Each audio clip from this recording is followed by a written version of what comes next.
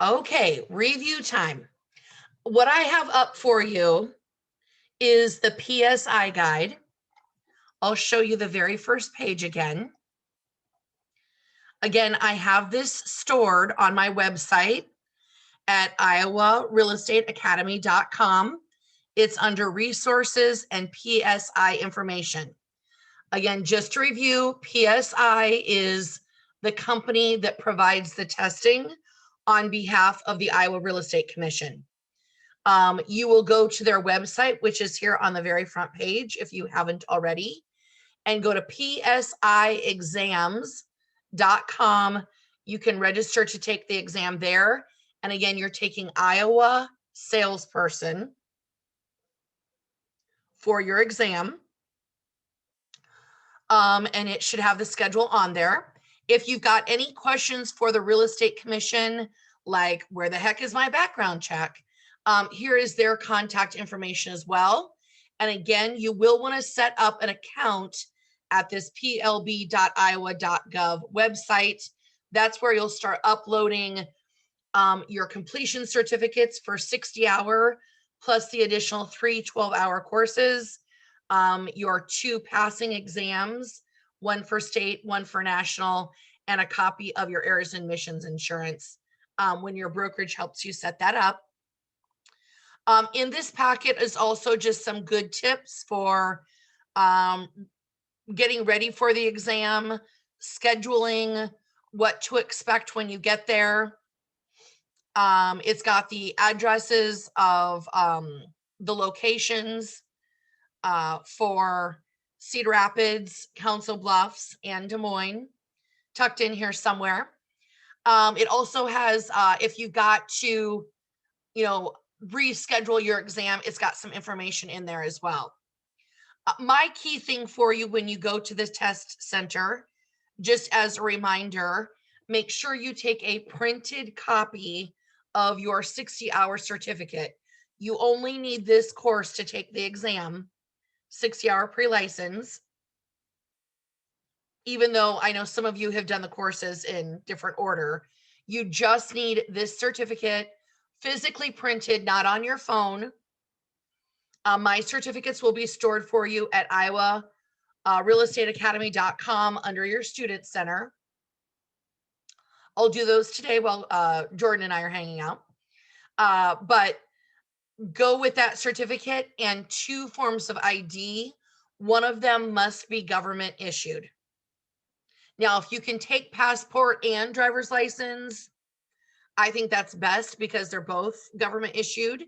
Otherwise, most people do a credit card and driver's license. Make sure the names on them match. So if you've recently got married or had a name change or something like that, just make sure everything matches and you're not taking a paper driver's license, but an actual physical one. When you get to the test center, they recommend getting there 30 minutes early. And I do suggest that you do that because while the test center might be limited right now in the number of seats because of COVID, they do have a very strict check-in process and have you kind of sit in seats in a line as they check people in because of security purposes and so that I don't show up and take all of your exams for you fraudulently. So follow their check-in process. Again, sometimes they're nice, sometimes they're not. That's okay. Don't let that rattle you. And then go prepared to just follow their rules. And my other big key thing is watch what you wear to the test center. I know it's winter, so you might wear a coat. They do have a place for coats in a little storage site, a little coat rack. Just ladies, try not to wear anything too flowy with pockets. Gentlemen, pockets for you as well. No ball caps, no eye watches or whatever you call them. Nothing like that. Your cell phone needs to be shut off. Any other personal items you'll put in a locked backpack that they have you hang from the back of your chair. So don't take a lot in because you won't be able to use it.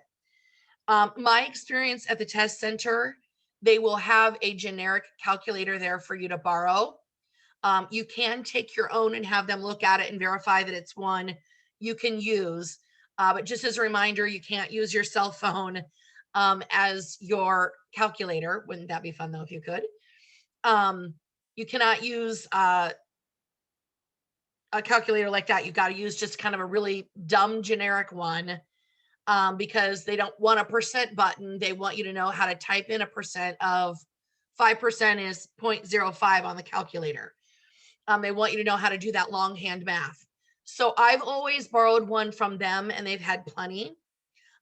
They will give you a scratch piece of paper. Mine's always been Robin's Egg Blue. It will have your name and maybe like the last 4 digits of your social security number on it. You'll get that, and you will get a pencil, like a number 2 pencil. Don't freak out. This is not the Iowa Test of Basic Skills. It's much more serious than that. Just kidding. It is serious, but it's also not the Iowa Test of Basic Skills. So don't freak out. That scratch pad is really good for obviously doing math. It's also good for just taking notes and using the process of elimination. It's also really good. I know I've recommended that you all, as soon as you sit down somewhere on that piece of paper, write down 640 and 43,560. And the 640 is the number of acres in a square mile, which is a section. And then each acre has 43,560 square feet. So just so you don't get stage fright, if you need those numbers, write those down as soon as you get there. Another formula that I've suggested that you do, and I know a lot of different instructors call it something else. I call it the Wagner T because I learned it from our dear Don Wagner, that's been a long time instructor in our market. The Wagner T is a T, and on top of the T, you wrote income.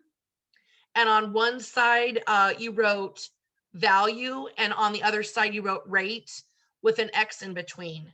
So that helped you know whether to divide or multiply some formulas that might come up. That one might be a good one for you to do. Maybe not as important to me as the 640 and the 43,560, but I'll let you do with that what you wish. And then you will have a mortgage factor chart. Mine was laminated and taped to the desk.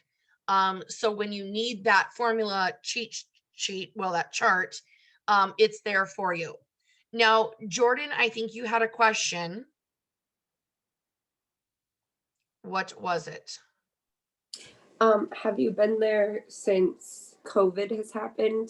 Do you think they're going to not have calculators because of that, or do you think? No, I think that they will still have calculators. When I used to go to the test center, there were 6 stations, and I just don't know whether they have all 6 of those open or whether they've maybe gone down to, 4 for social distancing. So they just may not have as many slots available, but I do think they'll have calculators. I've not heard about that changing.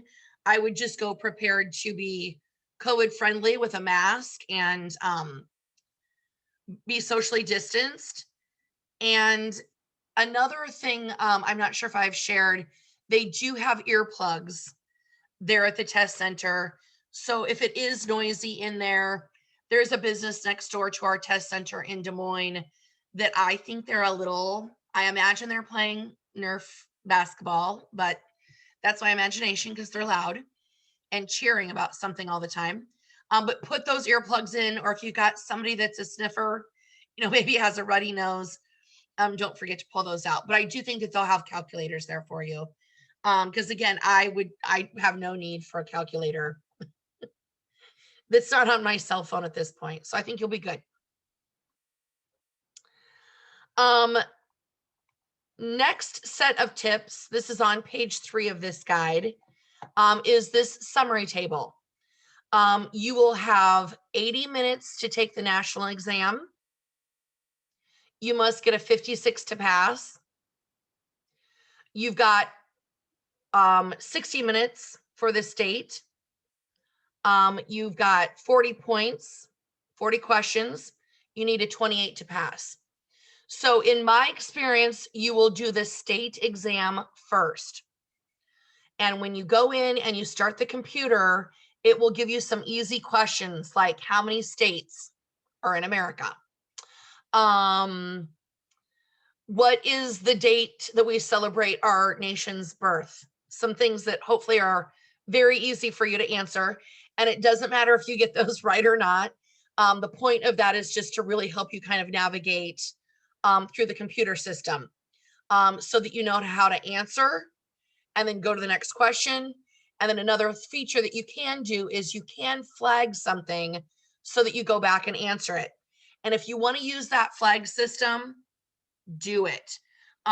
Just make sure you don't say you're done with the exam and because you're like, whoa, question 40, I must be done.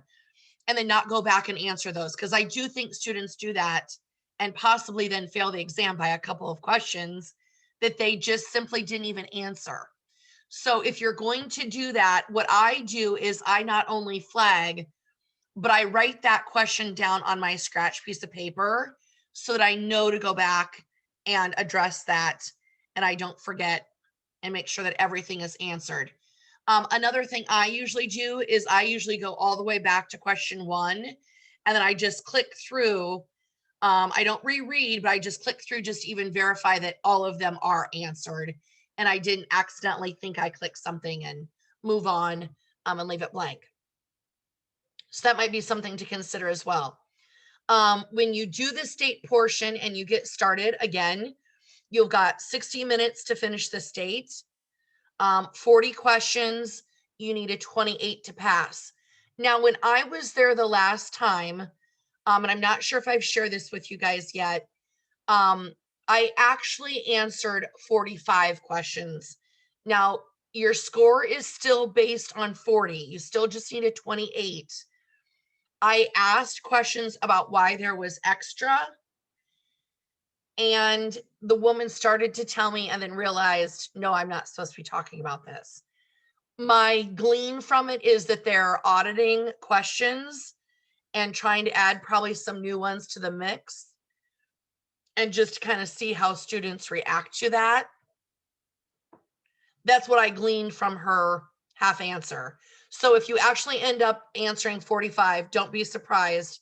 You still just need that 28 to pass.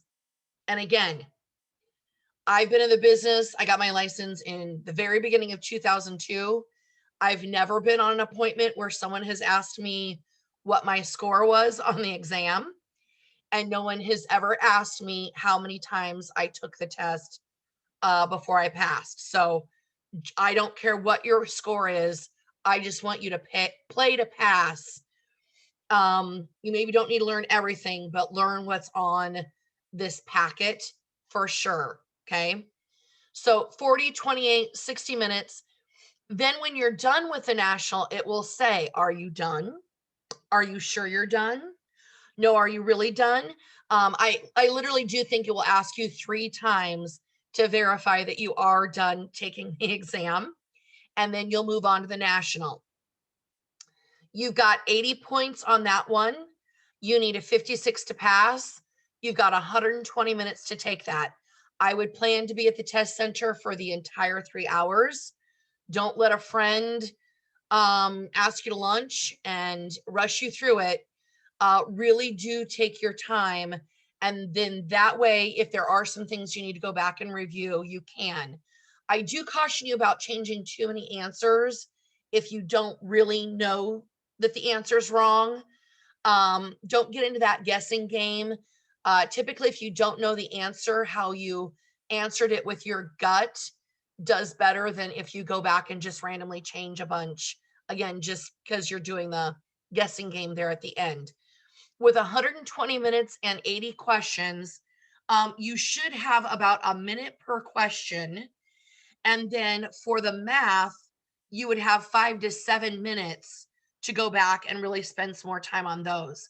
I know some people that save all the math questions for the end. I just take the exam question by question. But if you've got a technique in there, go for it. You're an adult. Just don't forget to answer all the questions again. Now, on the national portion, again, it's 80 points that it's based off of, again, with a 56 to pass. And my experience is they're probably going to ask you 90 questions. Again, they're doing some sort of audit there. And I assumed that it would be a short-term thing that they did this. But in reality, I think it's longer term than that. So I would expect to answer 90. Okay. Then here is the outline for the national portion of the exam. This is what I'm going to call your playbook to passing. So if there's anything in the big book we've been using, the Modern Real Estate Practice Book, edition 20, if there's anything in that book that's not on this list, I would say focus on what's on this list. I know I've asked you a few tricky things on our practice exams that we maybe didn't really touch on a whole lot, just to kind of try to rock your feet and keep you still focused, though, on taking an exam. We did not cover everything in that book, but we did cover this outline. So if you're struggling with some things and there really is a section that you don't understand, land use controls, for example, you don't understand zoning and non-conforming or a variance or something like that, a conditional use permit, there's only 4 test questions on the exam around it. Maybe you move on and focus on something else. I'm going to leave that up to you because all of you are different in what your strengths are. But this is the outline of what you need to know. And I will point out, of course, the big sections that are going to make the most impact. Again, all of these red numbers are the page that corresponds in that Modern Real Estate book that Dearborn is editor for that we've been using. So that way, hopefully you got a quick reference. Now, of course, you can go to the vocabulary as well. They sometimes have a couple different places in the book where it's listed, but this should be just like a quick reference guide for you. Okay. Property ownership is going to be your first section. This is going to be 6 to 7 test questions. And actually, let me pull out. I found some old test guides of mine. And mine look crazy because I wrote a bunch of notes on them. But you'll get 2 pieces of paper when you're done. One with your crazy photo. I smiled, even though I don't really know that they wanted me to. One will be for the national, and then you'll get a second one for the state. And these are what you'll keep when you pass to upload to that PLB website. So you'll know right there at the exam center whether you passed or failed. And if you pass one and not the other, okay. You can go back and just take the one that you missed. You don't have to take both of them again.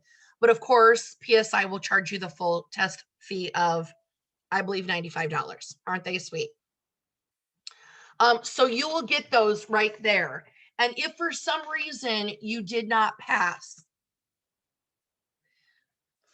I like to go through this because, for example, property ownership, on mine, they asked a total of 7 test questions and I got 6 right.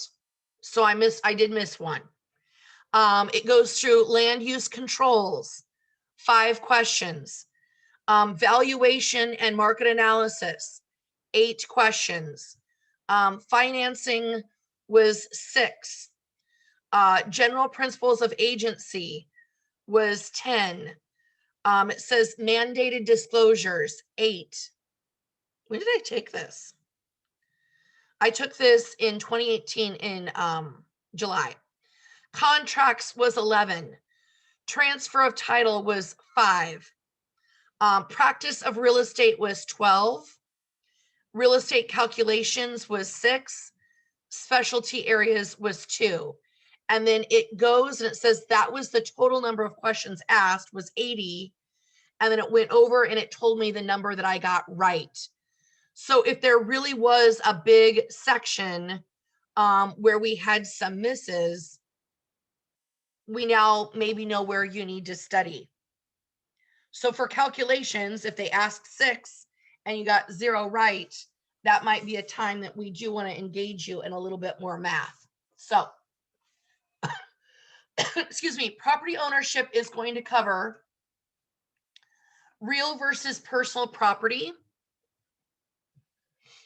So I would know absolutely know the definition of a fixture, of when that was personal property at one point, and then it becomes real property and stays with the house or commercial property, whatever it is that you're selling.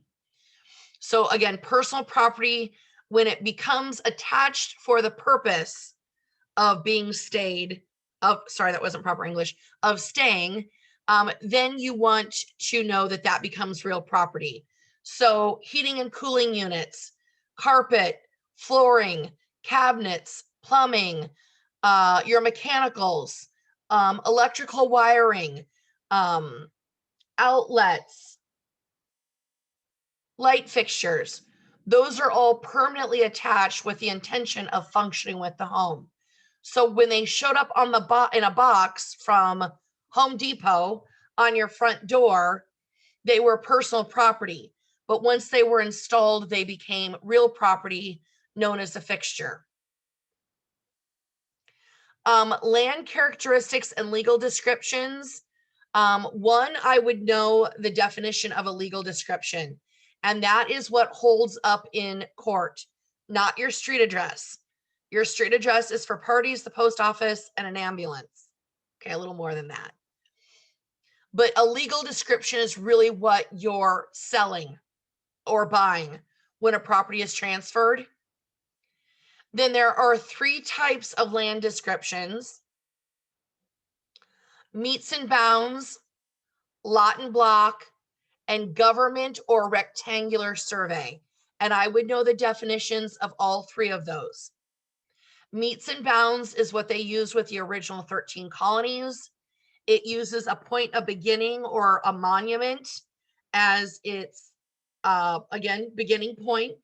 And it's going to give a description of the entire edge of the property and return you to the point of beginning. It's going to use a lot of measurements, 100 feet. It might use latitude and longitude, but it's going to be a really long description, again, that starts you at some sort of point of beginning and tracks you around to that starting point. Lot and block is where we had T-Jeff come into, sorry, that's my code for Thomas Jefferson. Did that make it sound fun and cool? Anyway, sorry, that's government survey is Thomas Jefferson. That's where we started getting all these sections and townships. So I would know how that those are laid out, but most important for a section, I would know that that's a square mile. A square mile contains 640 acres or 43,560 square feet per acre. And then the lot and block, that is a recorded plat map. And everything's recorded. The lot size, the setbacks, any curve, where sidewalks go. It's all laid out on that lot and block. That's a plat, goes with a plat map. Number 2 is measuring structures and land measurement. I think that all goes into, again, that 640 or the 43,560 square feet per acre. The livable, rentable, and usable area. That one, I'm going to say length times width will give you the square foot of an area. Another good question that I think Christina asked this morning was front footage. So we know we've got 12 inches per foot, but front footage would be the width of the property. Then mineral, air, and water rights. Mineral is going to be subsurface. Typically is what they're referring to. Air rights is going to be that example that I gave you of the Canteen restaurant in Ottumwa, Iowa, that they didn't move their building. They just allowed the city to build up and over. They sold their air rights. And then water rights are going to be riparian or littoral. My guess is you're going to have a littoral question, which is lakes are larger, about a beachfront property. Where is the actual property line for it? And again, it's at the high water mark. Encumbrances are going to be liens, easements, encroachments, and other potential encumbrances, which I believe what you really should put there is deed restrictions. Okay. Lien, that is a charge against a property as a security for a debt. So a mortgage, a mechanic's lien is another good one. A mechanic's lien would be, I put a new roof on my house and I didn't pay the contractor. So in order to recover the debt I owe to him, he'll put a lien against my property until that's paid and satisfied, and then he would release the lien.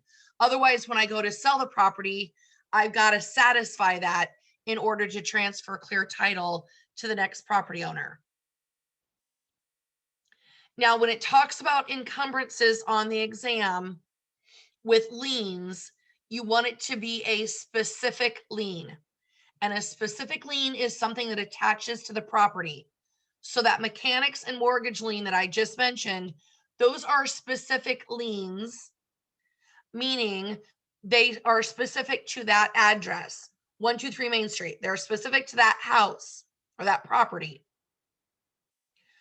Where a general lien, such as a judgment, that does not rise to the level of an encumbrance.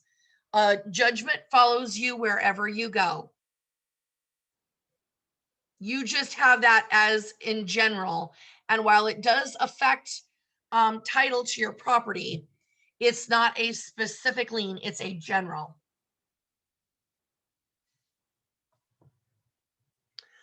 Easements, I know you got 4 types there. And an appurtenance is we're letting our neighbor use our driveway because they don't have driveway access, for example. Another one would be an easement in gross, which is for anything utility related, would be the keywords I would look for there.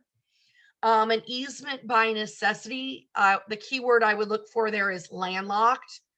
We can't have any landlocked properties. And then an easement by prescription is when someone has been openly using our land without our permission for like a long time. And after a certain period of time, probably 10 to 20 years, depending on the state law around it, you're going to basically take an encroachment, which is when somebody put their fence line over onto your property accidentally, they didn't have the right survey done or something like that. They pour concrete for a driveway. It goes a little bit over into the neighbors. That's an encroachment. And after we let that go for a really long time, again, whatever the state law is, 10, 20 years, that's when it really becomes an easement by prescription.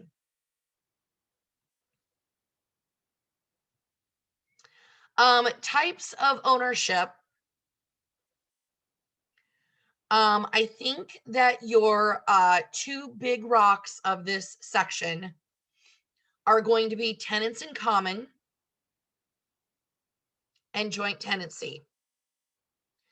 Joint tenancy can be married or unmarried couples, 2 or more. The key thing with that one is the right of survivorship. So if someone in that ownership group passes away, there's simply one less owner.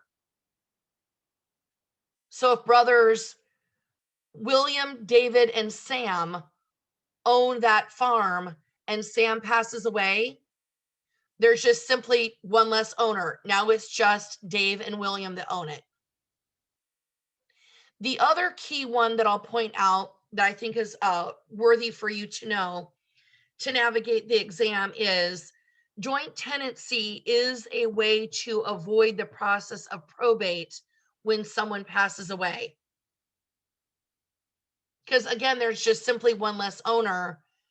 We don't need to go and find who the next owner is. Where with a tenant in common, we do. A tenant in common, again, if we had brothers, William, Dave, and Sam, if they owned a farm as tenants in common, which is what I would recommend for them, they would each own a portion of it. Okay. So maybe William owns 20 and Sam and Dave own 40% each. William can sell his 20% whenever he wants without the permission of the other two, but he can't sell the entire parcel. Then when William passes away, he's going to dictate who inherits that investment in the farm, his 20%. Maybe it's going to be his wife. Maybe it's going to be his kids. If he doesn't have a wife and kids, maybe he is going to leave it to his two remaining brothers, but that will be dictated either by his will or by state law on how they rule descendants. Tenants in common is great for investor partners. Joint tenancy is great for cohabitating, nesting. Those may not be the best descriptions, but I don't want to say married couple because it doesn't have to be married. It could be anyone that just, they want to live together, right? And if one of them passes, they want to make sure that the other one just naturally gets the property. Common interest ownership would be community property rights would be one. I don't know that that's going to be where you have it on the exam, even though I know that that's something that was in the book. I think for our exam here in Iowa, common interest ownership that they're going to address is going to be timeshares, condominiums, and co-ops. Those three run together on the exam a lot. A timeshare is going to be use of the property for a specific time. Timeshares happen a lot in areas where people maybe would invest in owning a second property. Has anybody ever been to the beach on Florida? There's people that usually just walk those beaches saying you'll get free beach towels if you come and listen to our presentation. They're usually selling timeshares in maybe a condominium looking complex, but you don't get that condo forever. You only just get it for 1 week a year for a set period of time. Vegas has gotten a lot of timeshares rolling now as well. Condominiums, again, it might look like an apartment style building, but you only own your unit, walls in, plus some common shared area that might be green space. It might be a mail room. It might be parking lot.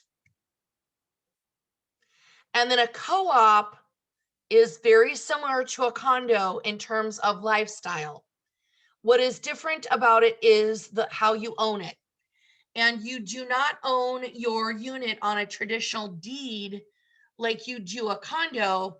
Rather, you own stock in a corporation, and in exchange for that, you get to live in your unit.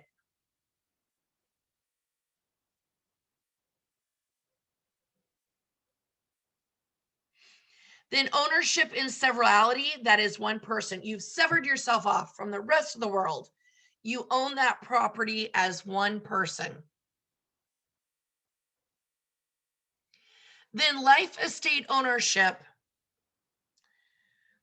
There's going to be fee simple versus life estate ownership. Fee simple is your highest form of ownership in any estate. That means Amy Schaefer owns it. And for example, I've got a will that says my niece inherits it. Then my niece inherits it. She owns it. She can do whatever she wants with that property. Gift it, will it, sell it, however she wants. A life estate is going to be a little bit different, which means that my niece is maybe inheriting my property for the life of another. So I don't really want her to control it. I want my great niece to be able to control it when she's of age. She's only 1 month now. So she's not making any legal decisions. She's not signing any deeds yet, right? So look for the keywords of for the life of another.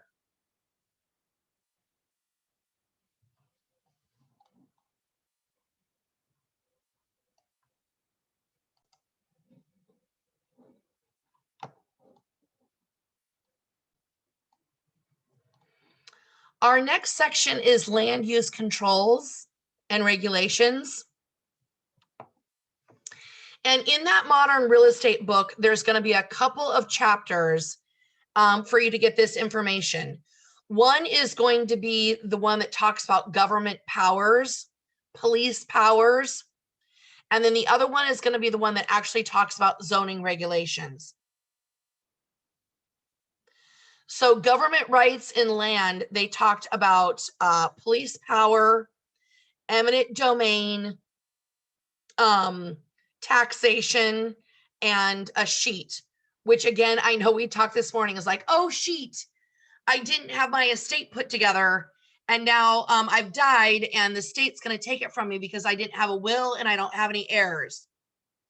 That's ESCHEAT, a sheet.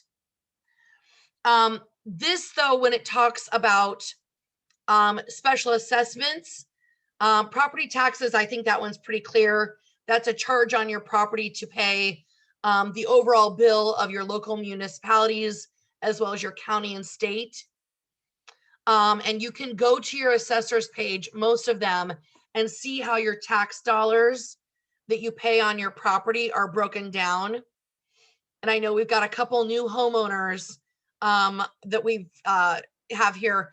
You can go to your county and see that. Polk County has it listed out, so you see how many of your property tax dollars went to schools and long laundry list of things.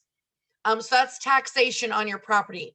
Special assessment is a special taxation that usually comes from your city, and they usually charge specific homeowners a special assessment to cover a project financially that directly influences them.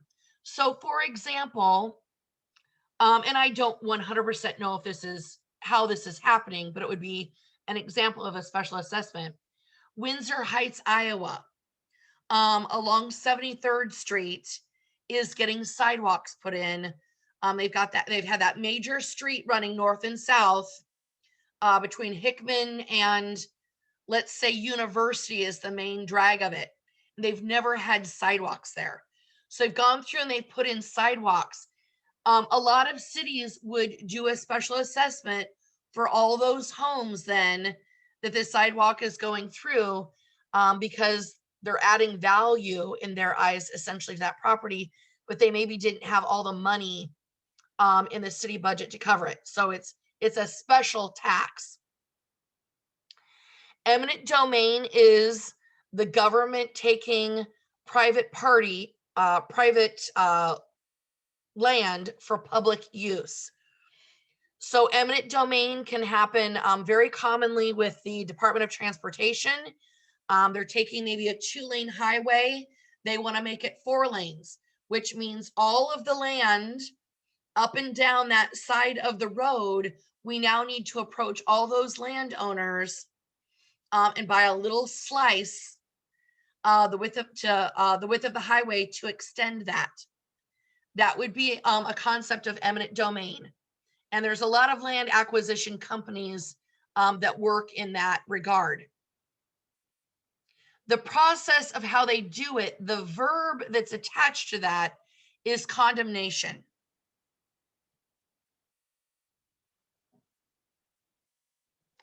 So this is also then when we talked about police power. And again, police power is not the actual police. Police power refers to all the things that our city, state, and local governments do to keep our citizens safe. Now, yes, the police are the ones that enforce it. But these laws are put into place saying you can only drive 35 miles an hour on this street. They do that to keep you safe. Um, they say, an occupancy of a certain square footage can only hold X number of people. Again, they do that for safety because, especially right now, you've got 30 people living in a 500 square foot unit. That would be a COVID breakout for sure, right? We don't want that happening. So we've got occupancy limits. Then let's translate it to what you're going to be doing maybe in residential real estate or even commercial. When you're building structures, they're going to have details about how you build that for the safety. What creates a load bearing wall? How many feet apart must we have 2x4s so that the structure doesn't fall apart and harm anyone? That's all a part of government controls. It's a really big beast. Then with that is zoning. And they really want to create a zoning plan so that we're avoiding what I called earlier the Erin Brockovich situation. So if you've seen that movie, Erin Brockovich, you know that she helped an attorney try a case where we had residents living really close to a factory that used some sort of emissions into the soil for some sort of runoff for whatever product they made. That contaminated the groundwater, which was causing cancer cluster cells and brain cancer in those residents that lived in very close proximity to that factory. Now, typically when we zone, we don't want those close to each other. And in this instance, I think that they built that housing close because they were selling it on the premise that it was really inexpensive, affordable housing. Well, one, we did not maybe have the proper laws for that factory for them to be told by government powers, by police power, you can't just let anything run off into the soil because it will damage the groundwater. You got to dispose of that by law properly. That's the Department of Natural Resources sets a lot of those standards here in Iowa for us as well. Another part of it might have been that this city would not have allowed residential to be so close to something zoned commercial for that reason that they maybe would have put a buffer zone in there. Fill that up with a park or something else that would have buffed between that heavy commercial and residential. So that's why they've got those zoning laws, as well as, do you want to live right up next to a factory that makes noise 24/7? I think we would all be super sleep deprived potentially. So that's really why they set up those zoning laws. Building codes, again, are for safety. Now, we talked about deed restrictions under encumbrances with the last section. Those deed restrictions with an encumbrance that follows a property along, that's going to be set up with a development or homeowners association that says all the homes in this development must be a minimum of 1,400 square feet. They must plant 2 maple trees. They must have 20% stone on the front facade. A bunch of maybe restrictions like that. That is for conformity and integrity of that development so that we don't have a mini mansion then with a tiny house next to it, because they would ruin each other's values. It's really done for the health of the neighborhood in terms of conformity and maintaining values. So it's architectural related. Building codes are safety related, and they are regulated by the city, where those deed restrictions are regulated by the homeowners association or the developer, whoever's in charge at the time. The city doesn't have anything to do with those deed restrictions, but they do have something to do with those building codes. That's why they issue building permits and then occupancy permits at the end saying, yes, this property is safe for someone to live in.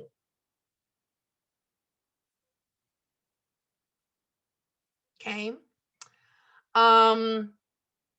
Another great word, those private controls for deed restrictions. They're item C under land use controls. Another great term for you to know is those conditions, covenants, and restrictions. Those are CC&Rs. That's the packet you get when you buy one of these properties. Really common with a homeowners association with a condo that says maybe everyone's assigned 2 parking spaces, but no homeowners can park in visitor parking for more than one night at a time. You can have a dog, but it's got to be less than 25 pounds. Those rules of those CC&Rs, those covenants, conditions, and restrictions, really common with condos. Okay.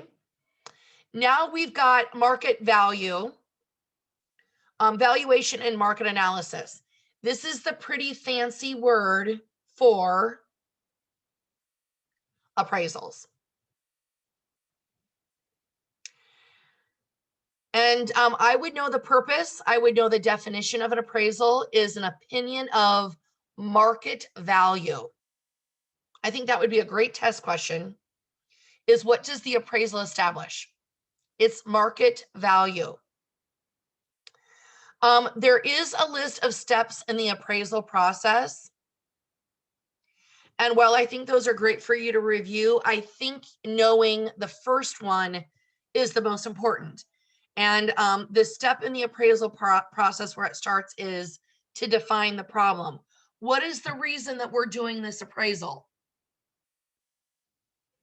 And is it, I think a good type for that is it being used for its highest and best use? So the example that I gave you is a 3-bedroom bungalow on 3 acres of land, surrounded by strip malls. When that 3-bedroom bungalow on 3 acres sells, we want to define the problem first. Why are we even doing this appraisal? Are we appraising it as a 3-bedroom bungalow on 3 acres? Or are we purchasing it to make more strip malls? We're putting up another Red Robin in town, right? Because how we do the research and value that, is a 3-bedroom bungalow on 3 acres is probably not worth as much as it is now just for commercial development land. So we want to define that problem. Why is this purchaser purchasing?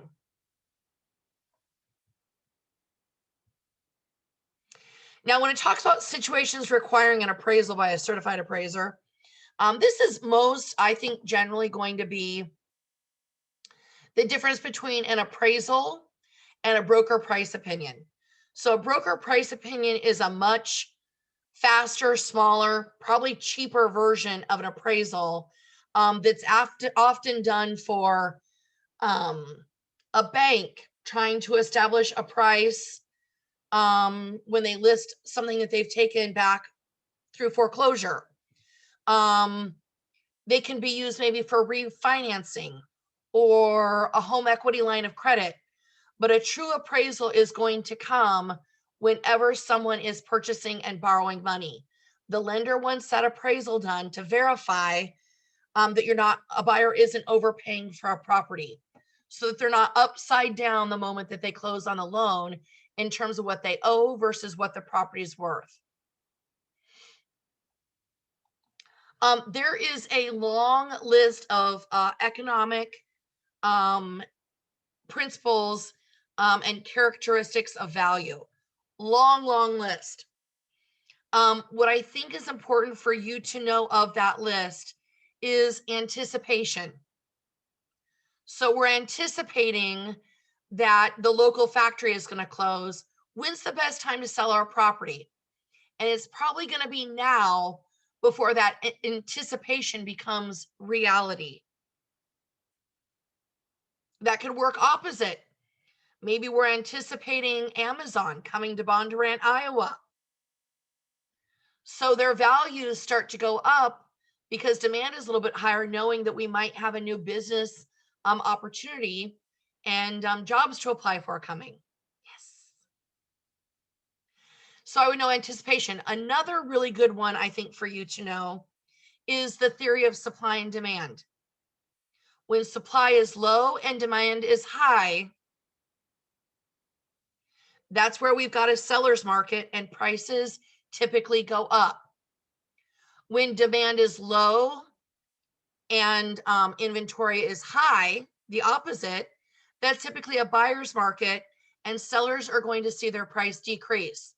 So for example, right now we're considered to be in a seller's market.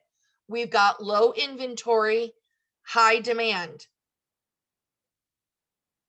We're looking at maybe 3,400 listings for sale in Des Moines area where we maybe need 5,000 to 6,000.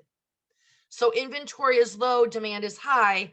That's what's helping sellers achieve those higher price points, multiple offers, driving the price up. Now we've got 3 different types of establishing market value for an appraiser. One is sales comparison. The second one is cost approach. The third one is income analysis approach or income approach. Sales or market comparison. First of all, just in general of these 3, I would have a good working knowledge of when you'd want to use which one. Which one's going to have the most weight on determining the best market value price when you reconciliate an appraiser's findings.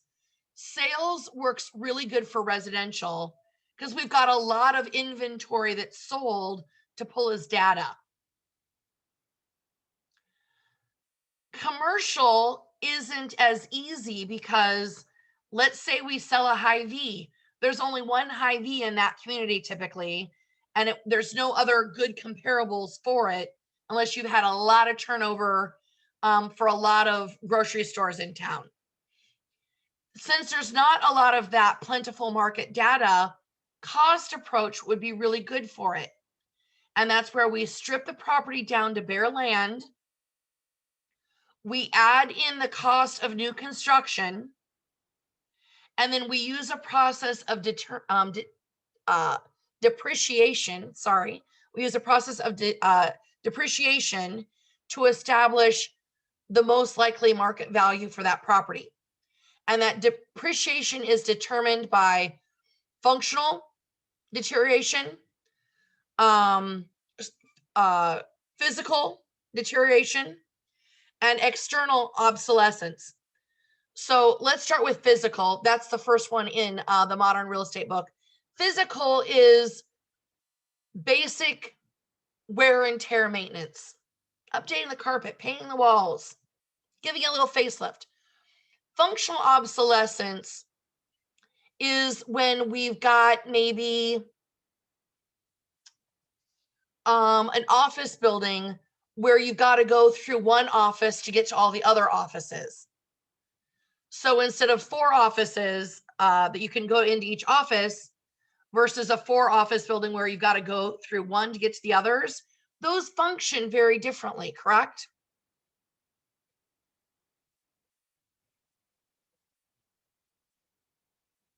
But and then external would be what's going on in the surrounding area.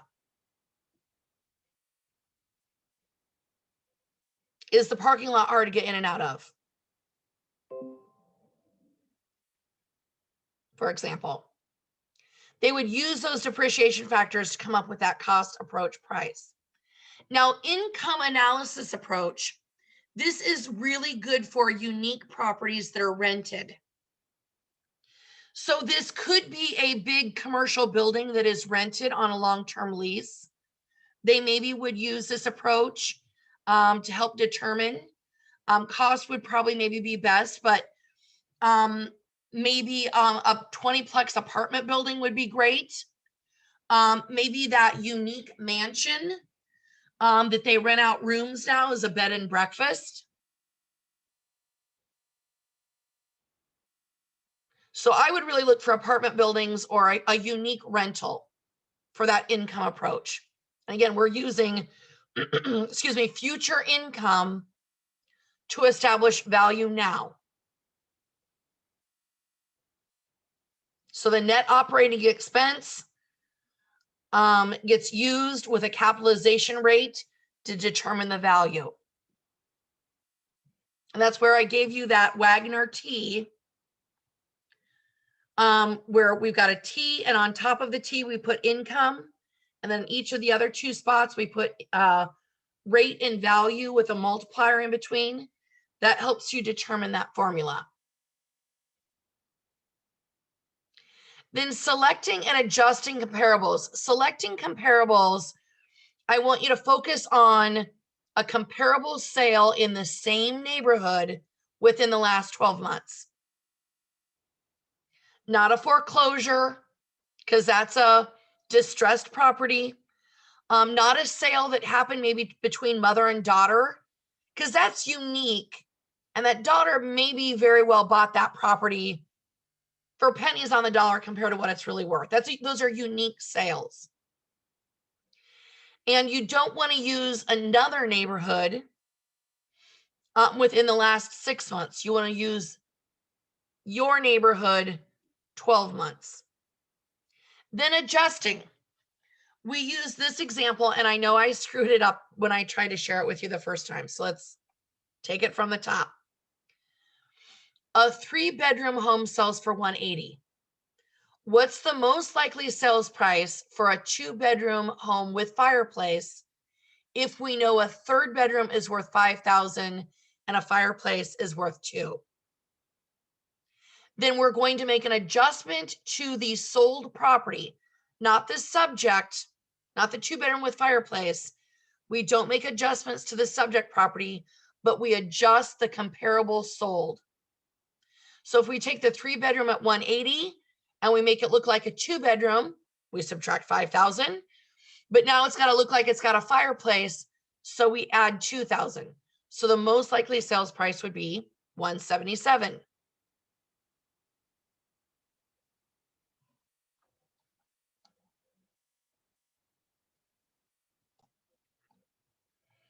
Okay, our next category is financing.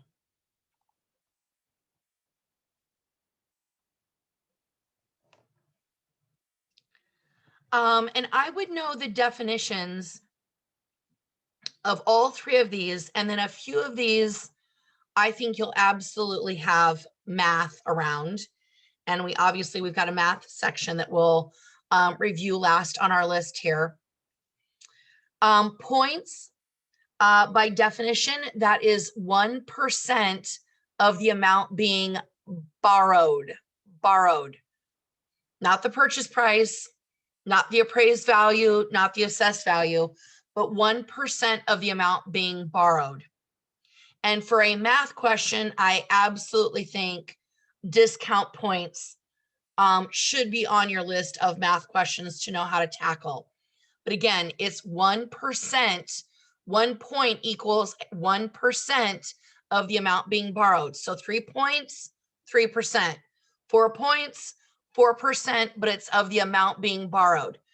And the other thing I'll just place in here, because while I know we've talked about it, I'm not sure that I hit it with our review the other day, is when you're looking at these values, a great question is, what number are we using to do all of this financing math off of? Are we using the rebuild amount for insurance? Are we using the assessed value charged to us for our property taxes by the county? Are we using the appraised value, or are we using the purchase price value? Well, we're not using insurance.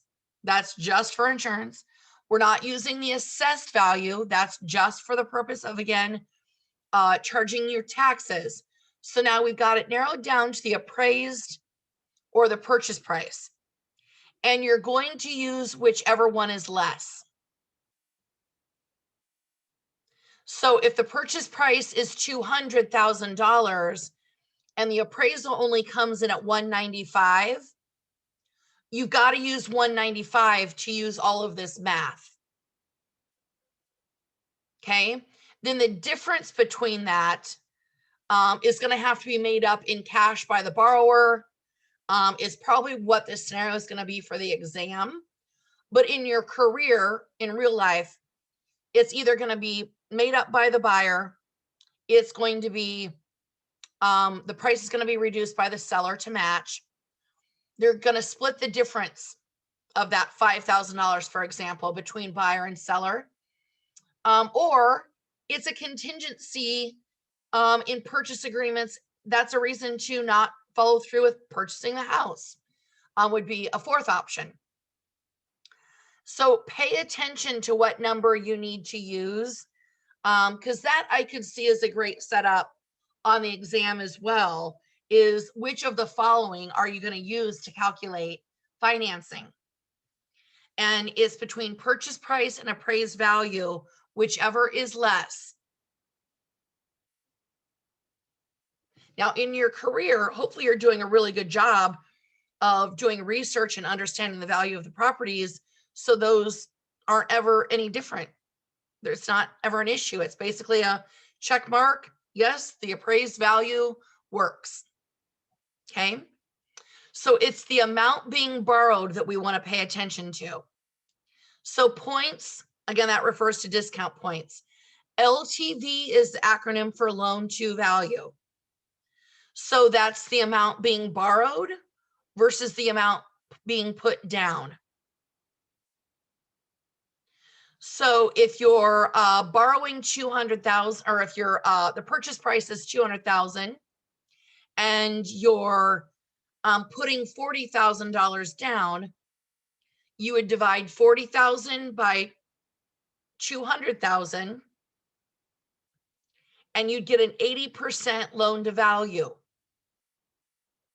which means you're putting 20% down, borrowing 80, which in this scenario means you're borrowing $160,000. That's loan to value. And points and loan to value in a test question would make a great combo, right? So that you've got to know how much you're actually borrowing in order to figure out those discount points. PMI is private mortgage insurance. That's the acronym. And private mortgage insurance happens anytime we put less than 20% down.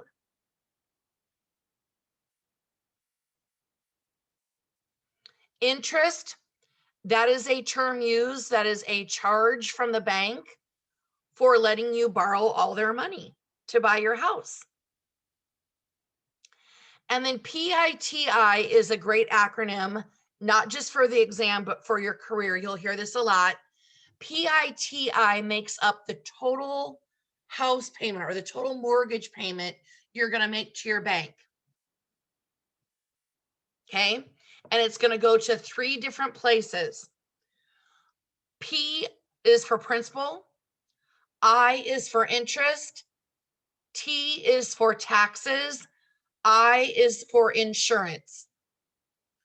So the 3 places this is going to go is principal, paying off your balance, just like paying down a credit card. The I for interest, that's going to go to the bank. That's the money that they're making off of letting you borrow your money. Then the TI, the taxes, insurance, are going to go into a third bundle in an escrow or an impound account. Okay. And again, any type of escrow account, whether it's impound, trust account, it's other people's money. So that TI, taxes and insurance payment, that's not the bank's money. That's your money that needs to be set in aside into this escrow or impound account so that when the taxes and insurance come due, they've got money in that account to pay it for you. And again, the bank likes to pay those things on behalf of the borrower so that they can be in control. That way, if the house burns down, the borrower can't say, sorry, I'm going to default on the loan because I don't have any money to rebuild the house. No, the bank knows that bill got paid and they know what the insurance binder covers so the house can be rebuilt. That's security for them. It's also security to make sure that your property taxes get paid so that you don't default on those and lose the property to a tax sale, leaving them to be the junior loan lien when of course they want to maintain first position and be in control. So principal goes towards your balance, interest goes to the bank, taxes and insurance sit in that escrow account. But PITI is the total figures of a house or mortgage payment. Okay. Your financing instruments are going to be your mortgage and promissory note. Your promissory note is just a simple document that says you promise to repay the debt. The mortgage is going to specify how it's repaid, the interest rate, annual percentage rates, when it's due. If it's not paid on that date, what penalties are you going to pay? If you don't pay your loan, what is the consequence for them to start foreclosure proceedings in the instance of pay, stay? So all of that would be outlined on that. And for your careers, when you go to closings, I recommend for your career, you go to your closings with your buyers, even though they might not really need you there. And if you got $1 million listing, I mean, go on that appointment first. But I try to go to as many buyer closings as possible. But when you go on those, it's a good learning experience for you because you'll see all these documents that they actually sign. Because if you haven't bought a home recently, it's easy to forget the process. That or go buy a new house. That's a good way to learn too. Types of loans.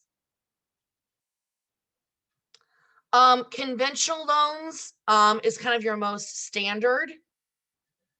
Again, anything less than 20% down, you're going to need to have private mortgage insurance, PMI. FHA and VA are good ones for you to review. Both of them have a government interest in it for the insurance. They provide the insurance.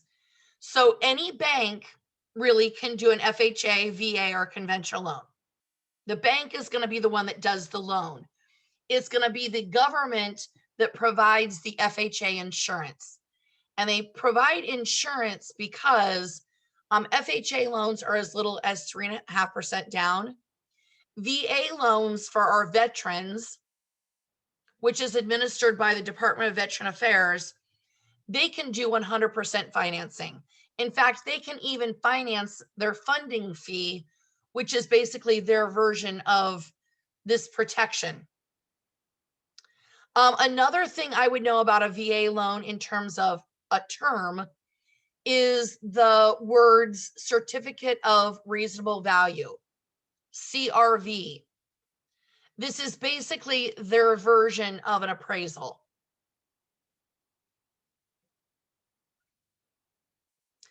USDA loans are a rural program.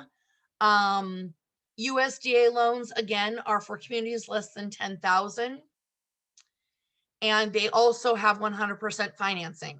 So for your career, not for the exam, but for your career, if you're going to be listing properties in any of these small little towns, I'm from a town of 600 in Southeast Iowa. If I was listing properties there, I would become a master at USDA loans because that would be the perk of buying there versus buying in one of the neighborhood communities that are 15,000. So I would want to get with a lender that was really good at USDA loans. But that's a great rural loan program. And they've got a lot of other great farm loan programs with USDA as well. Amortized loans are going to be a loan with a fixed rate and a fixed principal and interest payment. And it's going to be broken down. If you do a 30-year loan, you're going to make 360 payments. And it's going to break down for you every single payment of those 336 every month, how much is going towards principal and how much is going towards interest. It's a fixed payment. Where an adjustable rate mortgage, known as an ARM loan, that rate can adjust. And a term I would know around that is reverse amortization or negative amortization. Negative amortization, I believe, is in the book that we've been using. I've seen reverse amortization before in some other exam prep stuff. That's where if they're not getting their rate of return that they desire, they're going to start adding that interest payment to your principal balance. So it's called reverse or negative amortization because instead of your principal balance going down, it's coming up a little bit. And then another term I would know on there for amortized loans is reverse mortgage. And that is specifically for people 62 years and older, for them to receive a payment every month against a loan instead of making a payment to pay it off. They're basically using their equity, and they could do an equity line of credit, but this is a way to give them kind of a monthly fee to help them kind of manage their money maybe a little bit too. These are the ads you see on TV with Tom Selleck, Alex Trebek, may he rest in peace, and Arthur Fonzarelli, Henry Winkler. And they get a bad rap. Reverse mortgages sometimes get a bad rap. So my joke is always, if a celebrity shaves their mustache for the commercial, be a little weary. No, it's a good product if it's used for the right thing, just like an adjustable rate mortgage or any type of financing. Okay. Owner financing is going to be like a contract or a land contract where we basically, the owner provides the financing, the borrower makes the payment directly to the homeowner. During a land contract like that, the homeowner still owns the property and they add the contract buyer onto it. So if you've ever gone to the assessor's page, this is how it is in Polk County for sure. I know that I haven't looked at some of your counties on the eastern part of the state. You'll see a borrower in regular print and then maybe two more borrower names in italics. That's my clue that that was actually a contract sale. The borrower is providing financing. They'll do that for a short amount of time, and then typically that borrower will refinance to a conventional mortgage of some sort and get the owner off of the title.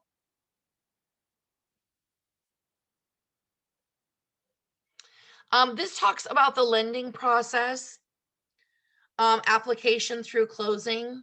And I guess the two big things that I want you to know there is when a borrower does their loan application, they've got 3 days on the front side to review the loan estimate form.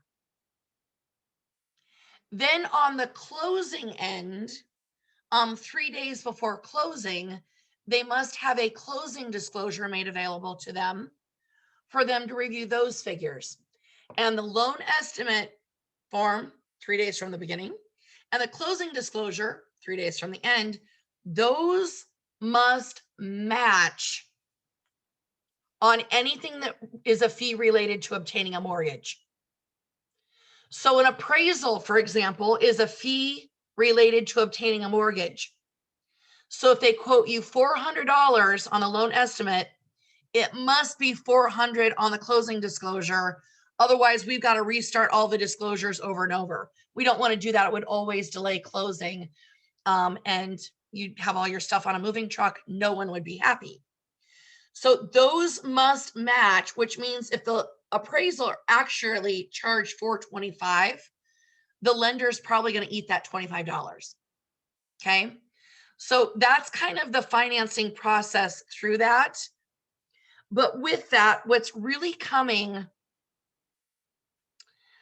in these financing and credit laws and rules is truth in lending, known as TILA, RESPA, which is the Real Estate Settlement Procedures Act.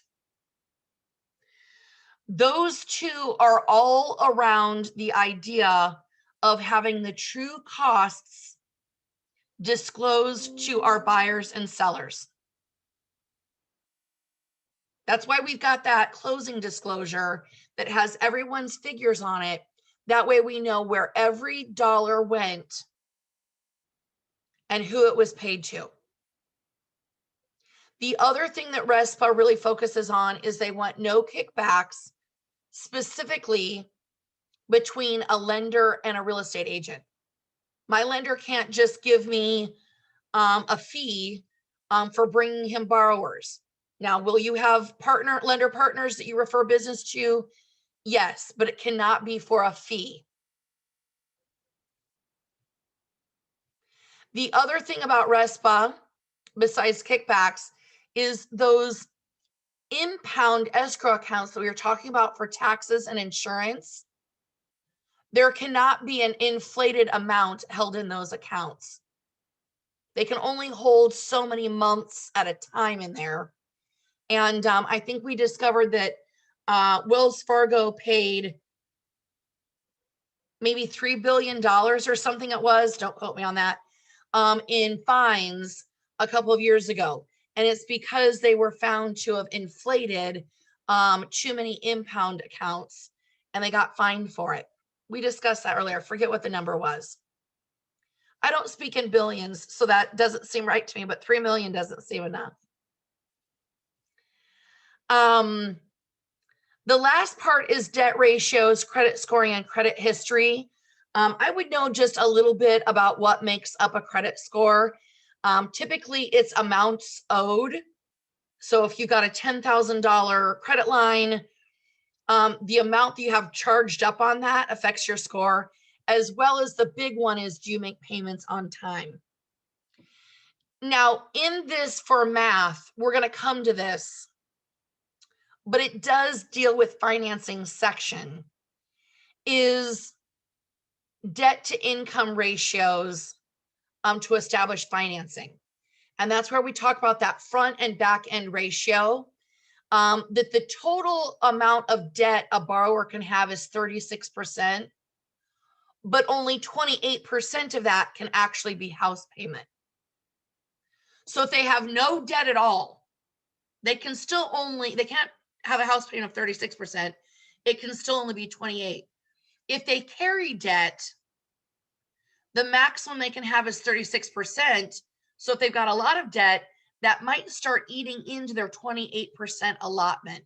So again, that'll be a math question, but it is something that we learned in this category. So I wanted to touch base with it.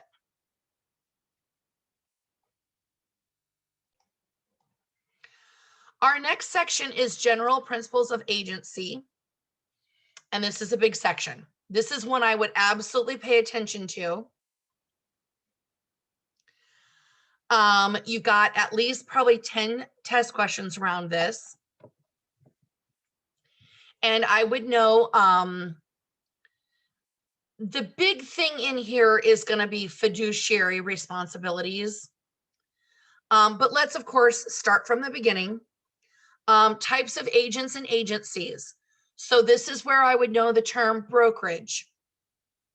That's just the art of bringing two parties together. A broker, though, is licensed in order to receive compensation for bringing those two parties together. A salesperson is going to be someone who cannot work independently, but they work under the direction of a brokerage or a broker. Okay. Then they talk about transaction agents or non-agents and a few things like that, non-licensed agents. These are going to be people that maybe are your accountants, somebody that maybe greets people at the front desk and enters data on the MLS, answers the phone, kind of that traditional role.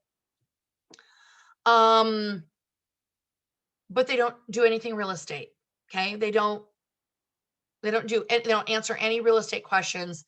They're just maybe office staff. B is where I think you're going to have the bulk of your test questions, again, around these fiduciary responsibilities. And your principal is going to be your client that you've got a contract with. And fiduciary responsibility says you owe them something special in the transaction, that they're your first line of representation above anyone else. And granted, you can do single agency and dual agency in Iowa as long as it's disclosed, both parties agree to it. It's legal. But this really goes through the agent duties of care, obedience, loyalty, disclosure, accounting, and confidentiality. We call that on here, it says cold, but I'm going to have you rearrange that to be cold AC because, of course, when we sell a house, we want the air conditioning to work in the summer for you. So that's the acronym that I use: care, obedience, loyalty, disclosure, accounting, and confidentiality. Care is going to say things around the idea that you should have more skill and knowledge than the average person because you're licensed. You've done all this education. You should know more than the average Joe. Obedience says you're going to do what your seller asks you to do as long as it's within the law. So your seller says, take the sign out of my yard. I know I've had 35 showings. Say, now, you're sure that's what you want? It's helped us get a lot of showings. Nope, we want this sign out. You take the sign out. There's no law that says there's got to be a for sale sign in the front yard. So follow their rules as long as it's within the law. Care, obedience, loyalty says that you'll put your client's interests above your own. So a really good example is you're showing a house to some buyers and you say, whoa, this would be a great property for my own portfolio. I'd love to have this as an investment property. What do? Well, you let your buyers proceed. You should not ever compete against your own buyers for yourself or for your immediate family. That would put your buyer at a disadvantage because you obviously know the offer that they wrote. Now, you can write an offer on the same property for multiple buyers, but again, not when you've got personal interest. Accounting. No, disclosure, sorry. Care, obedience, loyalty, disclosure. This says that you must disclose pertinent facts to the property that could affect the transaction. Maybe it would make a buyer decide to not even go into contract if they knew about this, or it would change how they wrote the offer. So one example would be if you're representing yourself or immediate family. You'd want to disclose that. By the way, that's a state law in Iowa, a great test question for the state exam to be maybe addressed there. Where I think this is really going to go on the national perspective for you is you meet with a seller who says, Amy, I've had water in my basement and I don't want to disclose it because I know it will deter a buyer from writing an offer. Don't tell anyone. We can't do that. So while your instinct might be to not take that listing because we don't want to really work with liars in our business, the truest response to that is it doesn't matter because you must disclose that fact now anyway. Even if they don't, you are now responsible for disclosing it. Because if a buyer didn't know about water in the basement and there was in fact water in the basement, when it rained 8 inches or more, you would want to know that before you purchased. One, it affects the structural integrity. Two, it would affect how you maybe use the property in the future. That corner where water comes in is not where you're going to store heirloom photos from the 1800s of your family, right? Because they would be ruined. Or if you did go under contract, you would maybe write it differently. You would write it subject to a structural report or having a basement expert come and look at it. Okay. So it's a material, I think it's called a latent defect. In Iowa, we sometimes refer that to a material fact or a material adverse fact. Those are very similar terms. Accounting. Now we're to accounting. There are several points in the book for such a small chapter. And while many of them are state questions, I'm going to review for them with you now. One, anything a client signs, they must receive a copy of.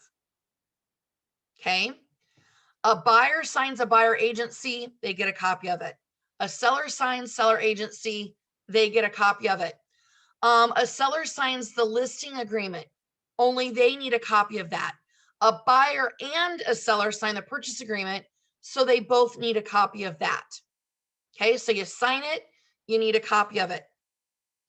The next one is when you receive an offer with earnest money, most states have a deadline when that check must be deposited. And in Iowa, it's 5 banking days. Another thing with accounting, it says, is those earnest money funds must go into a trust account, not into the general funds of a broker. That earnest money belongs to someone else. It's not income for the brokerage. And that earnest money needs to do whatever it says in the contract, not pay the broker's bills. So it goes into a trust account. Okay. And the big term around that for the national is you cannot commingle earnest money or trust funds with general funds. The term commingling is illegal. And another word that goes around that is the word conversion. Commingling and conversion, put those together. Okay. Another item in that section is a real estate agent is going to be required by law to keep a copy of their files for a certain amount of time. And in Iowa, it's 5 years. So that's a great state question for you, but that is part of the accounting. The last item around accounting that I want to point out is when a client asks for an update on where's my file at? Where's this at? Where's this at? You must give them an update in Iowa upon request. There's no 10-day, 15-day, 30-day interval. It's upon request. And then confidentiality should be super simple for you. We don't want to share anything with another party that would put your client at a disadvantage when negotiating. So the fact that a seller is willing to take less than their listed price, a buyer is willing to pay more than what they wrote on the offer, anything that is around their strategy, motivation, or finances. Those are my 3 big categories to remember. Now, under the creation of agency and disclosure of a conflict of interest, that's going to be around single versus dual agency. But another key thing to remember in there is express versus implied agency. You want a clear establishment of your working relationship. And I gave you the example of Taylor Swift. Taylor Swift called a real estate agent who'd been showing her and said she wanted to buy a property. He happened to find one for her that was off the market, but was for sale. That was a unit right next to her townhome where she lived. She had talked to him a little bit about pricing, kind of casual, and then just ghosted him. And he assumed she no longer had interest in buying the property and then later found out she had bought it directly from the seller and had kept him out of the transaction. He sued to get commission dollars and lost, because while he was going through the emotions of acting like a real estate agent, he was implying he was working with her, but they had never had an express agreement of what their working relationship would be for that property or for her journey. There was nothing in writing and nothing even verbally communicated. He was just playing real estate agent without actually having a conversation of their working experience together. So Taylor Swift won that lawsuit and was found not needing to pay any commission dollars. Okay. This talks about agency and agency agreements and key elements of different types of listing contracts, and buyer brokerage and tenant representation. The key thing I would know around this is termination of these agreements. And there's several reasons why an agency agreement, either with a buyer or a seller, can go bye-bye. Death of either party, and either party means the client or the broker, by mutual agreement, by bankruptcy, foreclosure, eminent domain, by destruction of property. But the key one that you need to look for is completion of the sale. So a great test opportunity would be, what's your first opportunity to end your relationship, your agency relationship with a buyer or a seller? And the best answer is going to be, you did your job. If you've agreed to be their agent for 6 months and you sell their property, or you sell them a property in month 3, there's no work for you to do that other 3 months. You don't owe them any duties.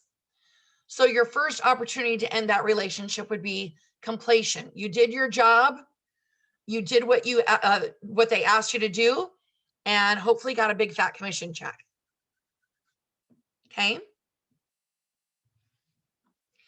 That's a big one. And I'm going to say that of that general principles of agency, my heart and gut says of those 10, 4 or 5, maybe half of them are just going to be around fiduciary responsibilities, that cold AC.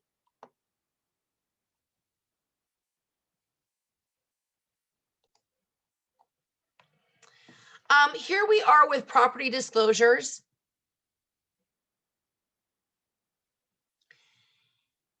And property condition,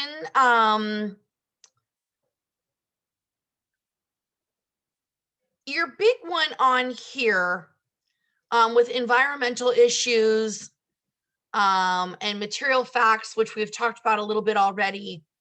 I do think you should know kind of your heavy hitters in terms of environmental issues.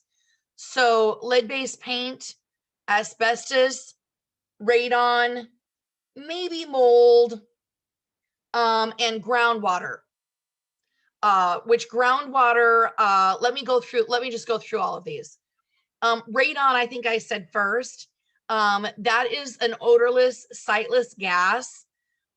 Really common in Iowa because we disturb the dirt by building our basements. I've heard that Iowa also is just our soil and the way the earth rubs together in our subsurfaces. I don't really know the answer. But anything tested above a 4.0, they suggest mitigating to remove that radon. Radon technically is the number 2 cause of lung cancer. I know we don't hear about it a whole lot because we only hear about smoking. But that is kind of a general synopsis of radon. Lead-based paint, I think, is the second one I mentioned. And the key one with that one is you must fill out the government disclosure form, the lead-based paint disclosure form, for any property built prior to 1978. Prior to 1978. I think I said asbestos third. This was originally a product that is, it's a product of many products assembled that was supposed to be fire resistant. They found that it was actually very friable in the sense that over time, when disturbed, it becomes like a powdered dust. And when inhaled, that can cause extreme lung damage. So, fire resistant, friable is another term we learned with that. And then the third one is encapsulation. And that is the method used to remove asbestos. I think the other one that I started to go down was groundwater hazard statement. And here is what groundwater protects. That's where we use the acronym GW Bush. G is for groundwater. W is for wells, so your drinking water. B is for burial sites. We obviously want people properly buried so that as they, this is gross, decompose, it doesn't affect our groundwater system. The U is for underground storage tanks. So the big one I think of course, is where we have our gas stations. All of that gas is held in an underground storage tank, and we want those tanks to be healthy. We spring a leak in those, and those contaminants start getting into our soil. Again, that affects our groundwater. The S is for sewer systems, whether it's private or public. A private system is typically a septic system. Again, we want really good health with that.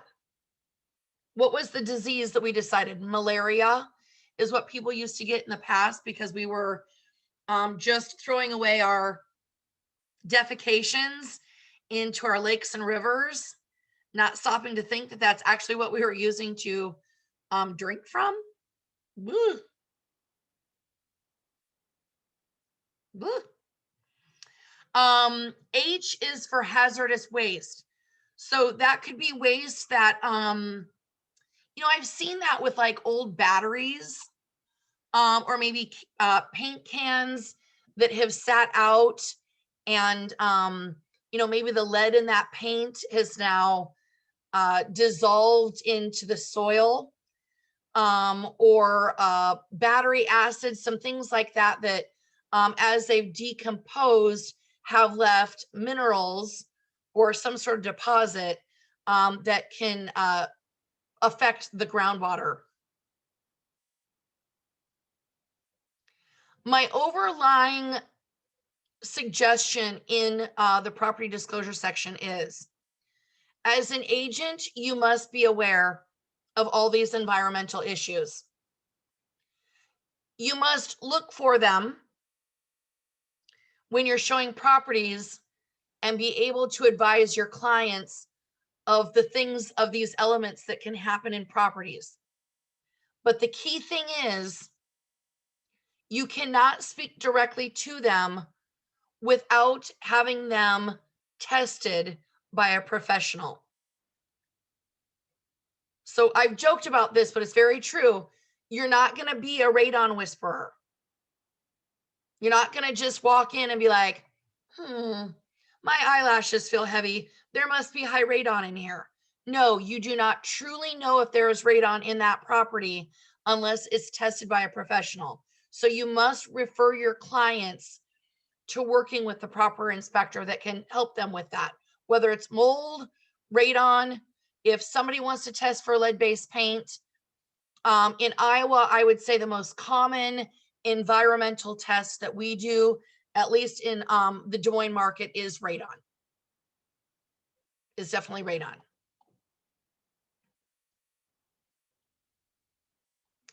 Let's go into contracts. This is a big one for you. You're going to have a lot of test questions around this.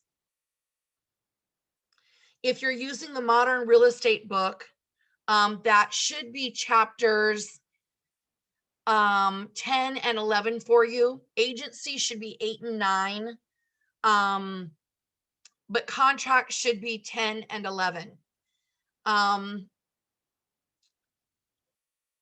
You're going to want to know what the requirements for a valid contract would be. So it's got to be legally competent parties for a legal purpose. It must there must be consideration put down, and there must be an offer and acceptance. So I would review those elements for a valid contract in general. Your next big one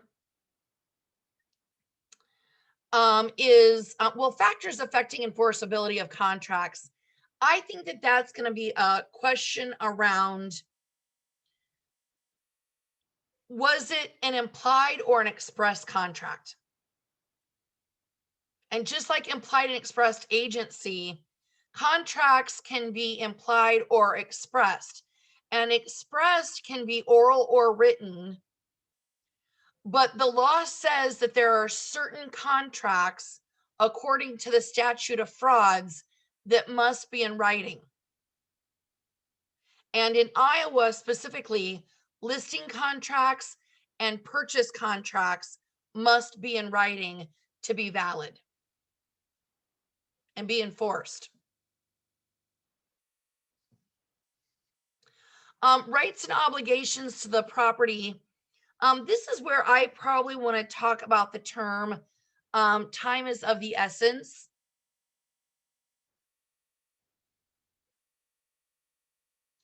And time is of the essence doesn't mean that everything in the contract needs to be done ASAP. It means that within the contract, you're going to have all these short deadlines. 5 days to turn in the earnest money, if that's what's written in the contract, or it could be another date, whatever everyone's agreed to in the contract by signature. But let's just hypothetically say 5 days for the earnest money, 10 days to get your home inspection done, 25 days to complete an appraisal, final underwriting in 35 days, and you're going to close on day 40. So a great concept, I think, for the exam could be, if you got 10 days to do a home inspection, you've agreed to that in writing, can the buyer call and demand it be done on day 3? No, you all agreed to 10 in writing.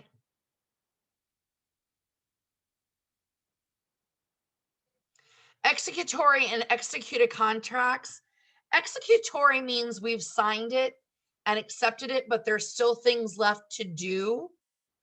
Executed means everything's done, closed, we're good. Notice and delivery and acceptance of contracts. Contracts are only contracts because they've been delivered and accepted by both parties.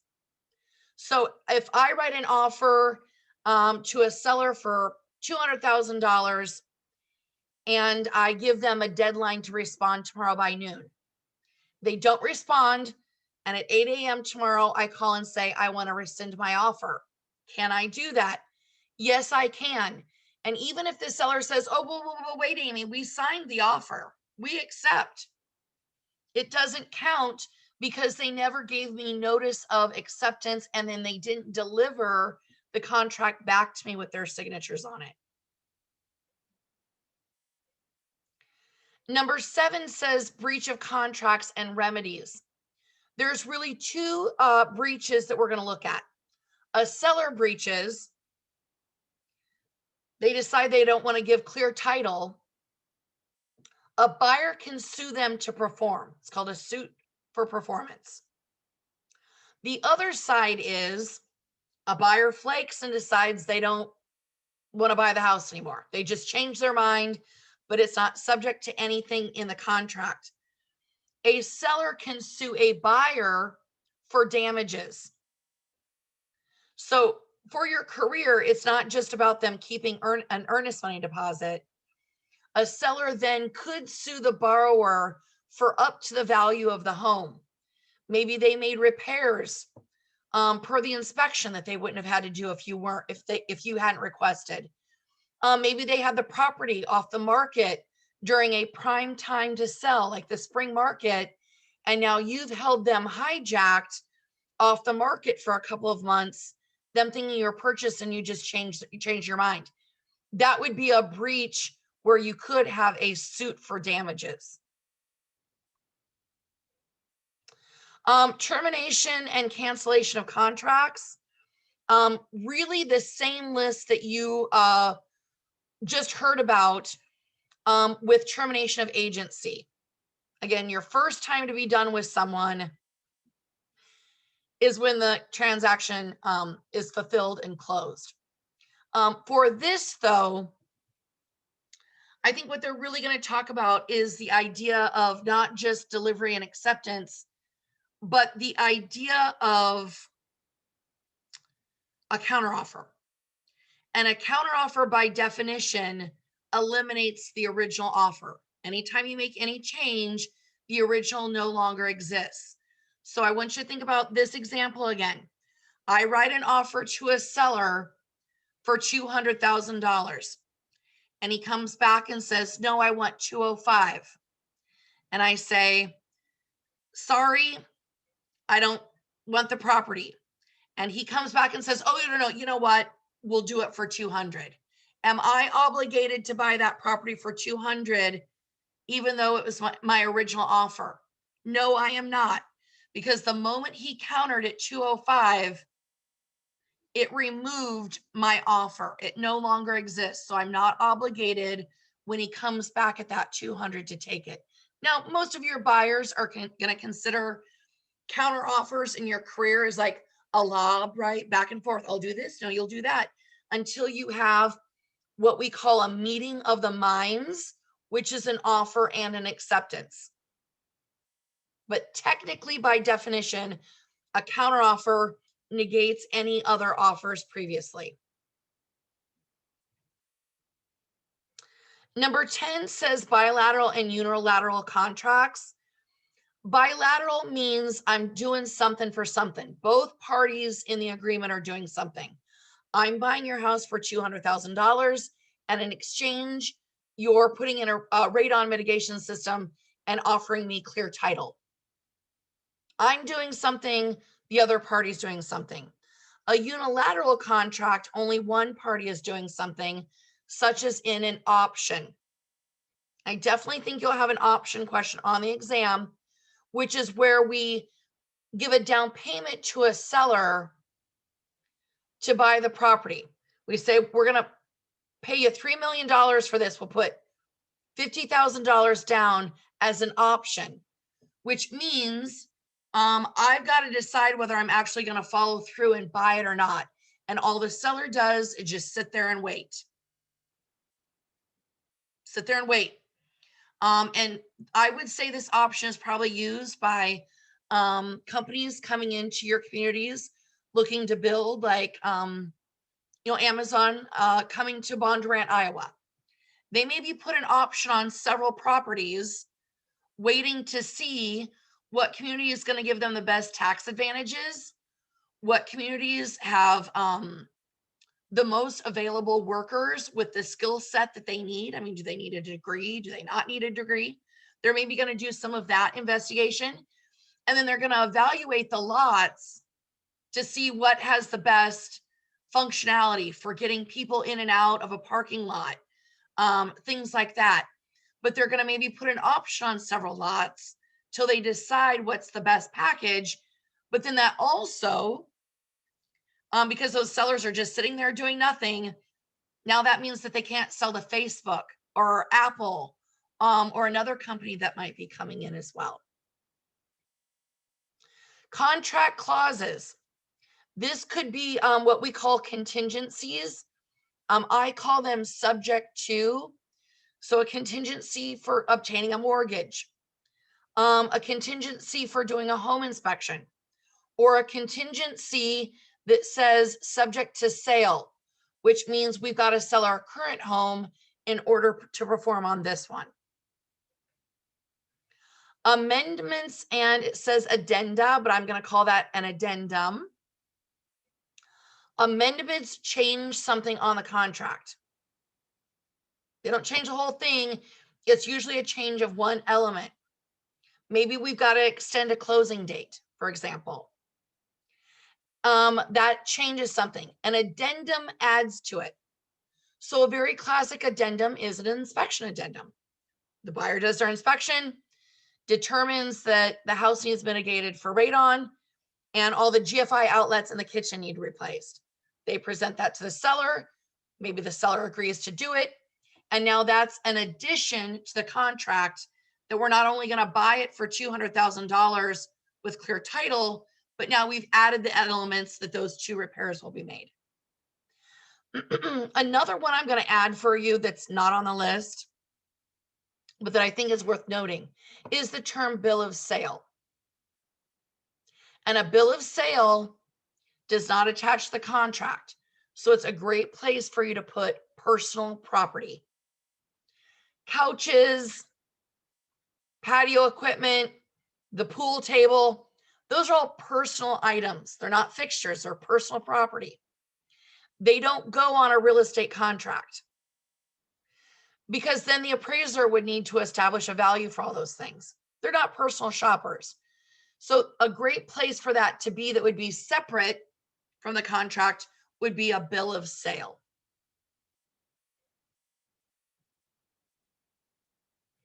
Offers and purchase agreements, the general requirements. Again, I would review the requirements for a valid contract.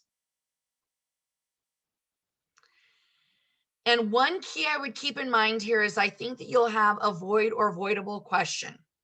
Is this contract void or voidable? And it's the same with deeds as it is with contracts, around the concept of legal age and mental capacity. If someone disputes that they were a minor or that they were under duress when they wrote that contract or signed that deed, that is voidable, which means we've got to go to court and iron this whole thing out. So a minor or mental stress, temporary insanity, for example, that's voidable for contracts or deeds. The only time we've got something that is truly void is if the person was already declared mentally incompetent in a court of law. They're maybe in a conservatorship or a trust. I want you to think of Britney Spears right now. That was the example we used in class as well.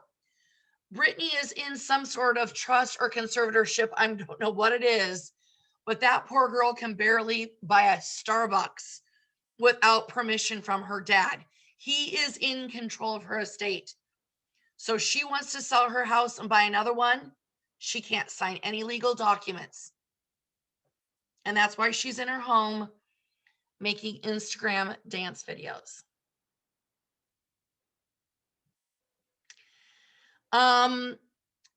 We talked about contingencies. We talked about time is of the essence. And we talked about counteroffers, I believe, already just kind of in the mix.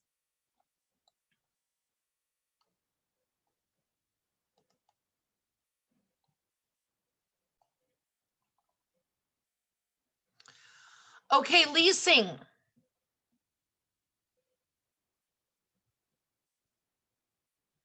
This on here, I believe, has it as specialty areas. So 2 questions. Leasing and property management, as a reminder, I want you to keep in mind that a property management agreement is like taking a listing contract. A property manager is also licensed. They're a licensee, either a broker or a salesperson. We're replacing landlord for seller and tenant for buyer. So the elements of a valid contract, same. Those don't change. And a purchase agreement is a type of contract, and a lease is a type of contract. So don't, if you've got property management questions, it seems like more than 2, don't freak out. Go back to your brain of what you already know. But under leasing, here is where I think you're going to have some specifics, is understanding what a property manager does. They don't just lease and market properties. You know, they're generally taking care of the books, profit and loss, cash flow reports, as well as managing the property, lawn care, snow removal, maintenance contracts, things of that sort, garbage. Of the lease agreements, there's a percentage gross and net that I want you to focus on. The big one there is percentage lease is the one where we pay a percentage of our sales. So a booming business moves to town and wants to rent a space in your strip mall. What would be the best type of lease to charge them? And the answer is percentage. You want to capitalize on their booming business, their big sales. Okay. And then you've got gross and net lease. Gross is where you are paying the utility. I want to read this to you actually from the book so that I don't, because I like how they have it quoted.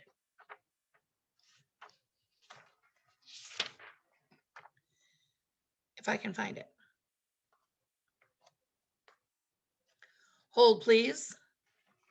A gross lease, the tenant is paying some of the utilities while the landlord pays all taxes, insurance, repairs, and any other utilities. So this is really where you're probably, if any of you have leased before or rented an apartment, you probably had a gross lease. The landlord was paying property taxes, insurance for the overall building. You were paying renter's insurance, your Mid-American bill, water and cable. A net lease is where the tenant pays for everything. Taxes, maintenance grounds or common area maintenance fees, all the hazard insurance for the entire building. And you might be thinking, why?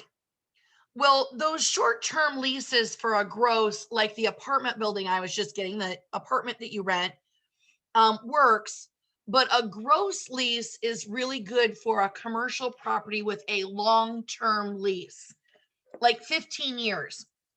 And the reason that's a good match is because if you set the rate or the rent at $5,000 a month, you get $5,000 a month, whether the taxes go up or down. You're set. It's not going to ever start eating into your profit if any of those other fees change.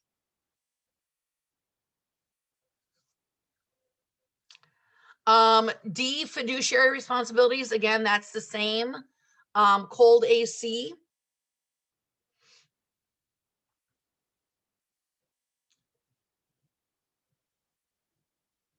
Again, I think you'll just have 2 questions on there. Transfer of title is our next block. I had 5 test questions on my last one, it says. But understanding what title insurance is, it's insurance so that if a title defect arises once you take ownership, you're not paying to settle that defect out of your own pocket. You've got insurance protection to cover it. Title searches, that is where we search to see if there are any title flaws, any liens, any encumbrances that would affect the value or the ability to transfer the property to another owner easily. An abstract is a written, I'm going to call an abstract the autobiography of the property. It's the actual written document that tells the story of all of the title, anyone that's owned it, any of the encumbrances. It's going to have the chain of title on it, owner to owner to owner. I think a big one for you is going to be the deeds section. Again, the purpose of it is to show that transfer of title occurred from a current owner to a new owner. and it's going to show the type of ownership that they have.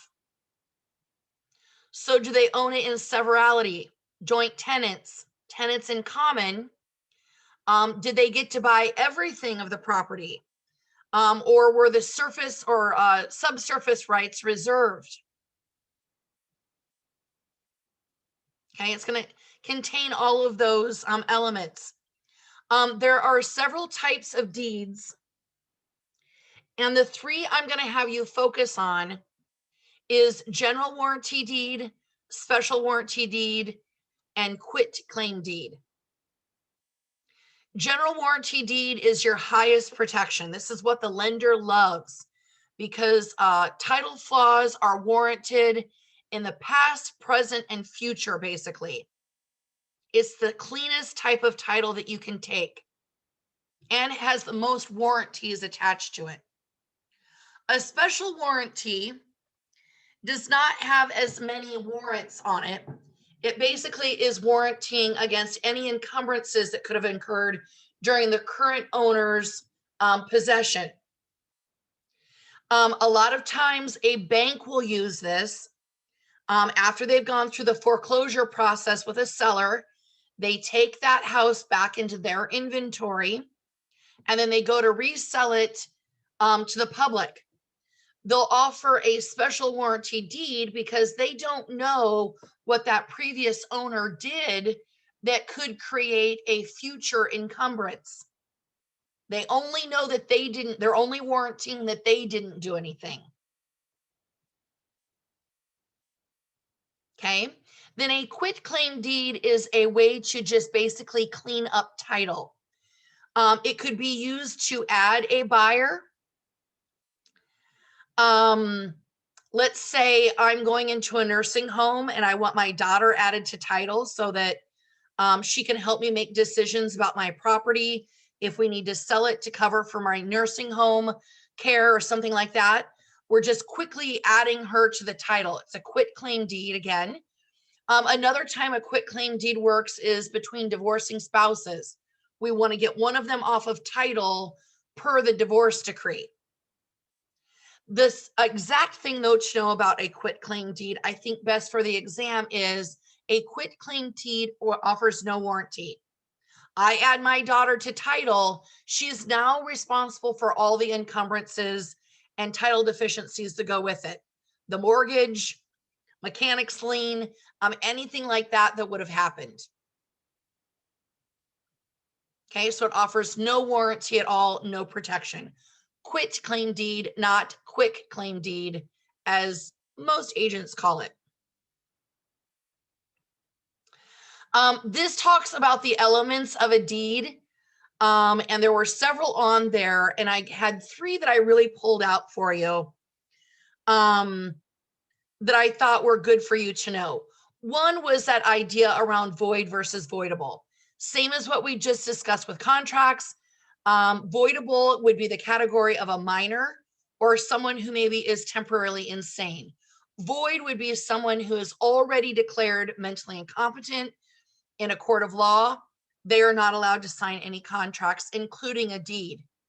The other two that I pulled out was one, a deed needs notarized in front of a notary public.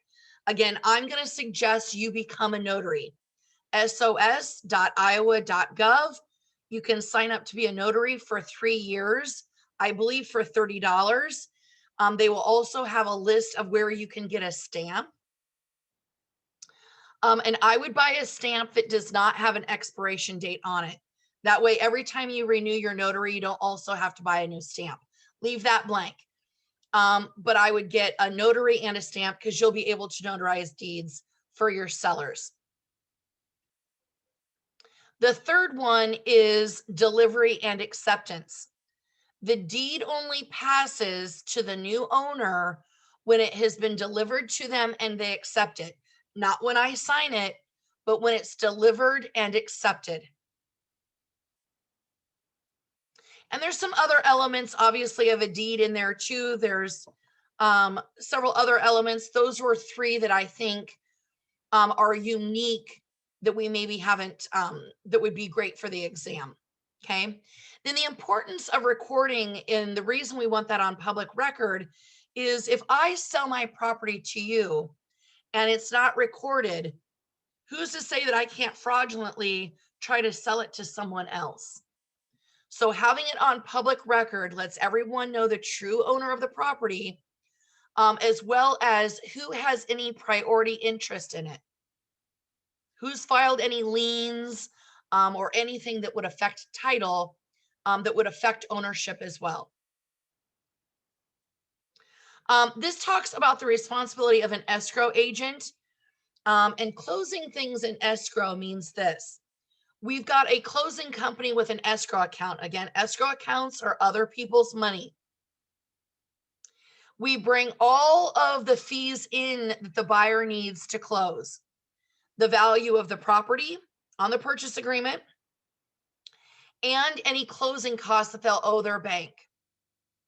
That comes in as a bundle, and then we itemize all of those dollars and give them a place to go until we've settled out a zero balance. So all that money coming in from the borrower, some of it's going to go to their lender for closing costs and originating the loan. The rest of it's going to go to the seller.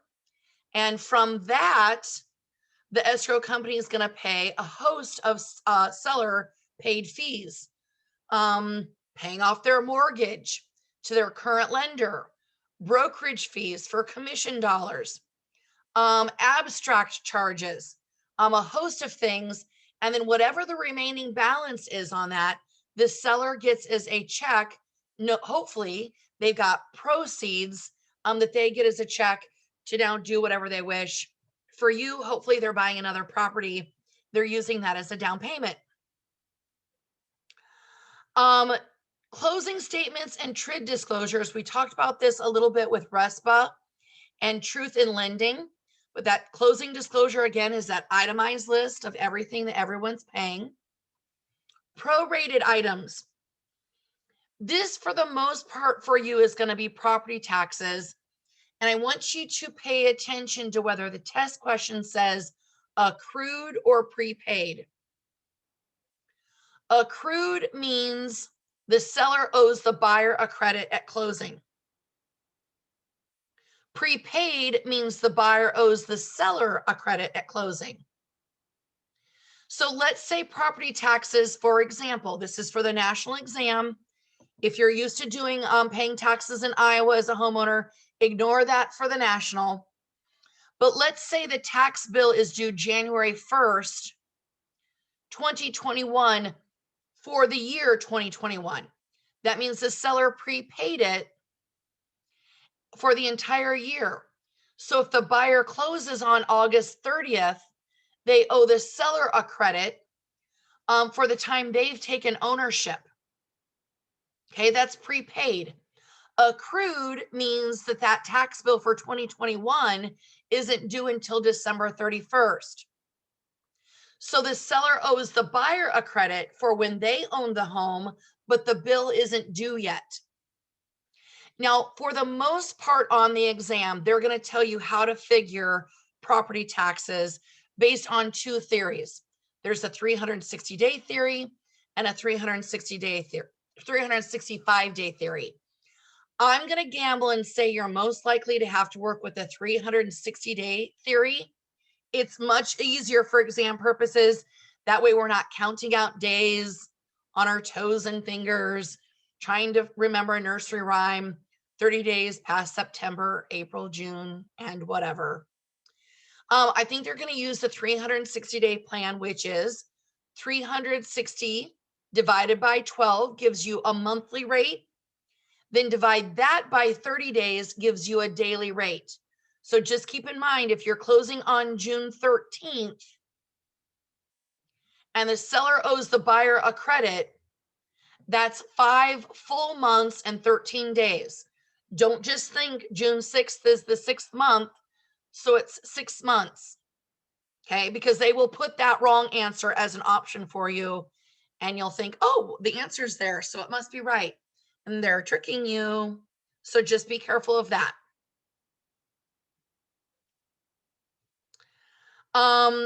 Property taxes and income taxes, again, I think that's going to be something related to prorated.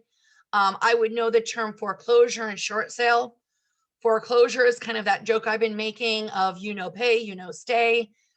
That's where the bank takes the house back from you. Short sale is when the property owner still owns the property.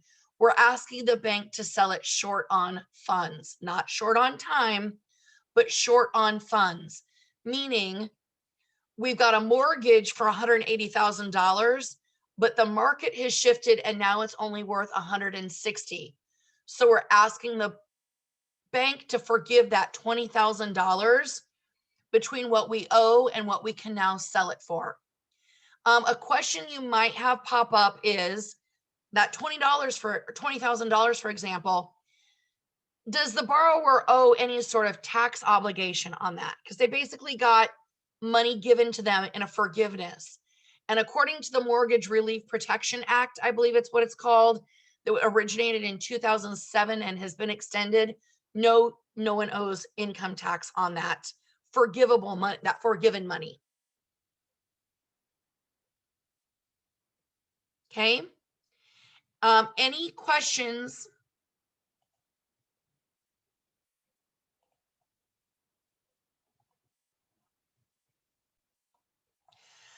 Practice of real estate. This was my whopper of 12 questions the last time I took the exam. And I think your big ones are going to be around fair housing and antitrust laws. I would say fair housing is maybe going to feel like 2 to 5 test questions, and then you'll have one on the state. And antitrust laws, I would say I had 4 when I audited the last time. So I would say plan on 2 to 4. So half of what you get, 75% of the questions on this list could come just from antitrust laws and fair housing. Big deal. So let's talk about trust and escrow accounts. Again, a trust or an escrow account, other people's money. And the contract or an agreement is going to dictate what happens to that money. So you as a brokerage or a salesperson don't get to determine what happens to it. That's up to your clients in the transaction. So we put that separate in an account so that it's not with general funds. Okay, we cannot commingle or convert trust funds to general funds for a brokerage. And another good reason a broker wants a trust account is if they've got to file bankruptcy because they haven't been selling any houses, that trust account is now secure. It is not part of their bankruptcy because that was kept separate in a trust account. Let's say the broker dies. That trust account is separate, so it does not go along and become a part of his estate. So his kids that are maybe in his will wouldn't inherit money that doesn't belong to them. So that's why other people's money, protecting it in a separate account, is so important. We do not want to commingle general funds with these trust funds. General funds are for paying salaries, rent to the building for the brokerage, Mid-American, printer and internet service, whatever. Escrow account, again, is other people's money. So conversion and commingling, big no. Okay. Federal fair housing laws. I would know your protected classes. Absolutely. I would just memorize those. And I'm going to use our book again because I've got such good talking points in here and I don't want to forget any of them. But your protected classes from the Civil Rights Act of 1968 is race, color, national origin, religion, sex, family status, or disability. This is on federal.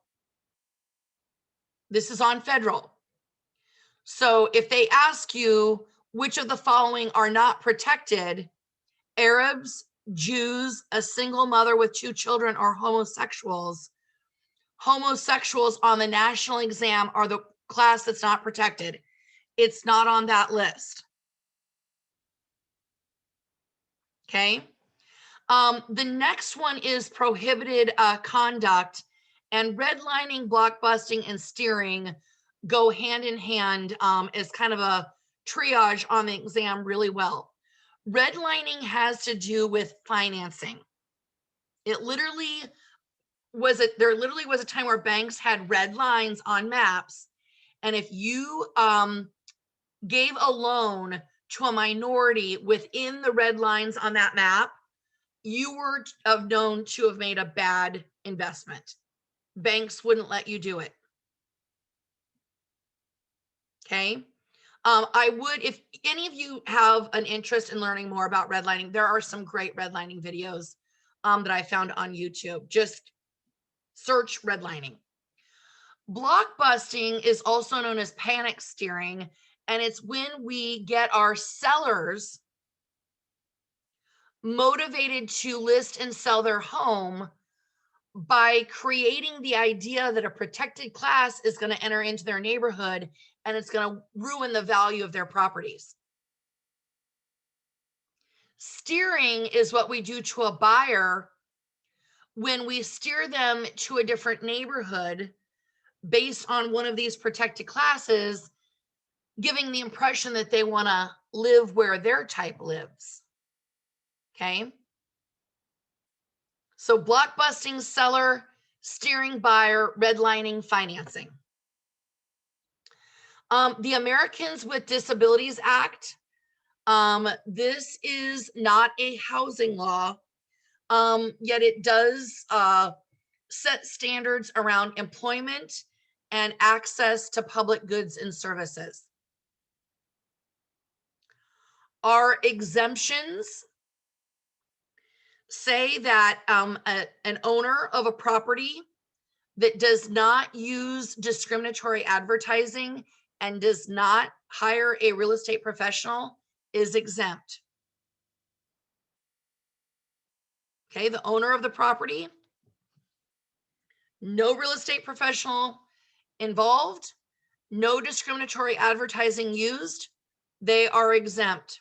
Now, I want to run through my list of notes here with you around these protected classes. Number one, the Fair Housing Act is administered by the Department of Housing and Urban Development, known as HUD. Great test question if I were writing an exam. Family status.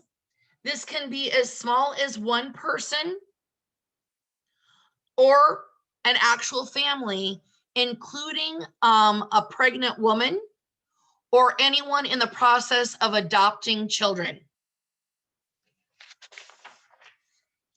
And again, we cannot do advertising that says no children allowed, adults only.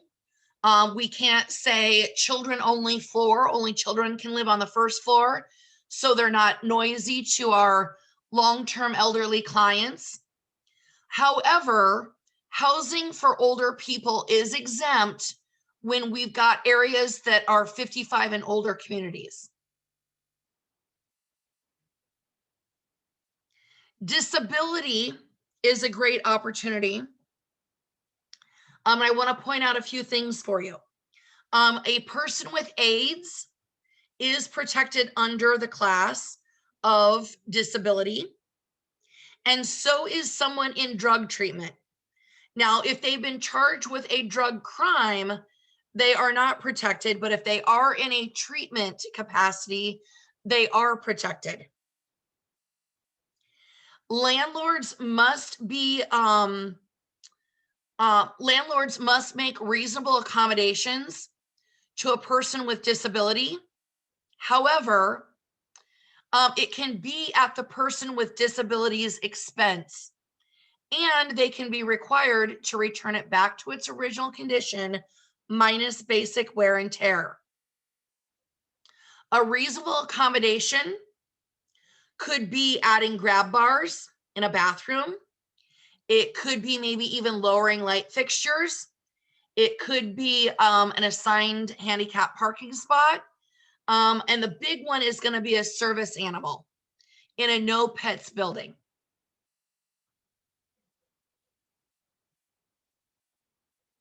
Now, we cannot raise their deposit and give them a pet deposit. But again, we can require them to bring the property back to its original condition minus basic wear and tear if that animal were to do damage.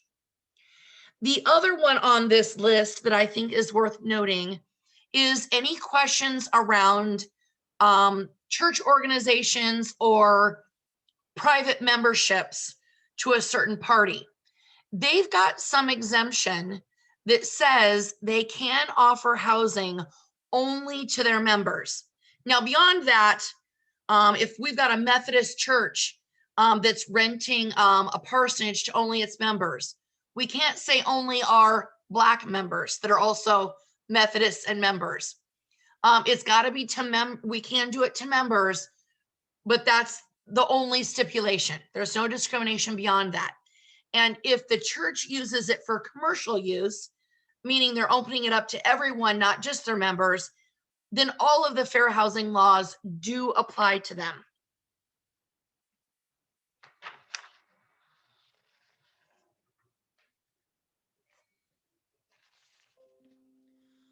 Another big section to review is we've got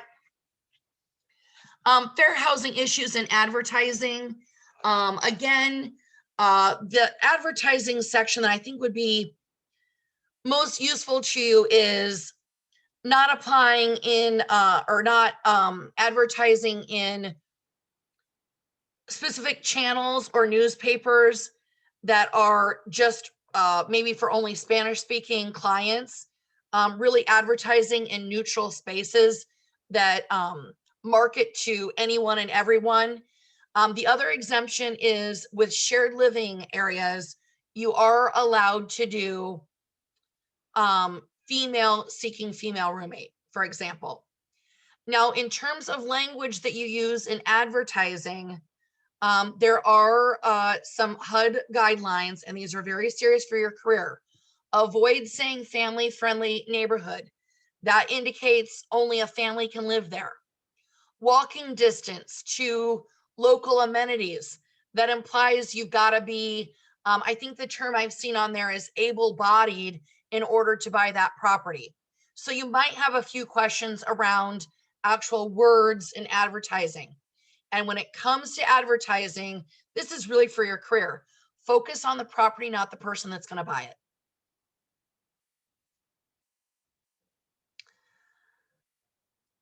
Do not call list. That's something an agent I want to have you be mindful of. Employee and independent contractor relationships. An employee is going to be someone who has a set work schedule. And in exchange for showing up on time and doing the same amount of hours a week, you're going to get a vacation package, an insurance package, and maybe some other benefits. An independent contractor is a relationship between a salesperson and a broker, or a broker associate and a broker, but they are independent for taking care of all of those things on their own.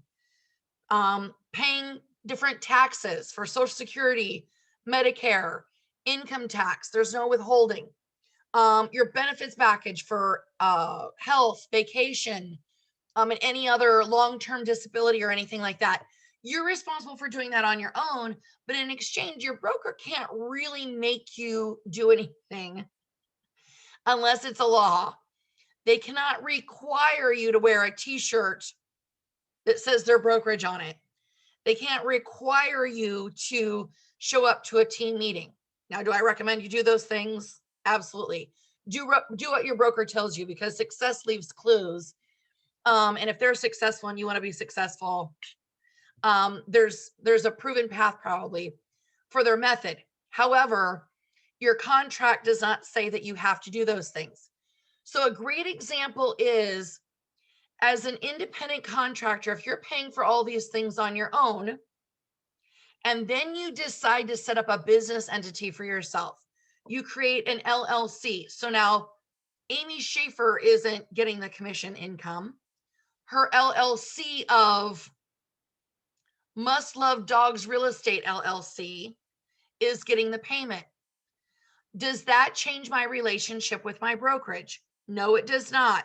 It just changes who the check goes to, but it doesn't mean that the brokerage has to start offering those health benefits, 401k, anything of that nature. Doesn't change the relationship at all. Antitrust laws.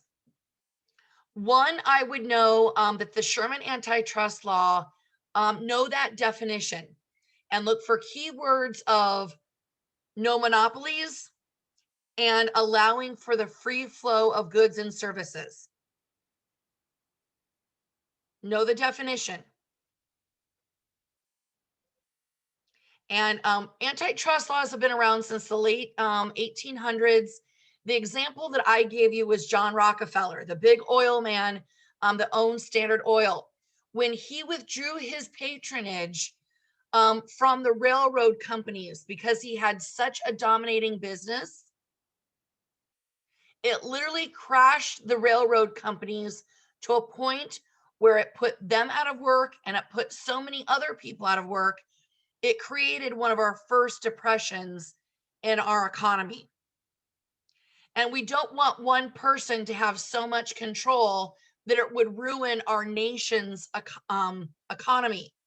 The other thing that we talked about with John Rockefeller that was happening is he had a oil distillery, right? That he was making kerosene. And that those distilleries, if I went to Pittsburgh and decided to open up one of my own called Amy Schaefer Distillery, he would have accused me of pirating his business. I'm allowed to set up a business wherever I want. I mean, just think about it. The last time you went to the grocery store, how many banks did you drive by? How many convenience stores did you drive by? That is up to them to decide whether they want to open a business in a community or not, based on income, demographics, population, whatever it might be. But we can't tell them, no, everyone is free to set up goods and services and be open in any market with any sort of clientele. Okay. So know the definition of it. Now, allocation of customers and markets is one category.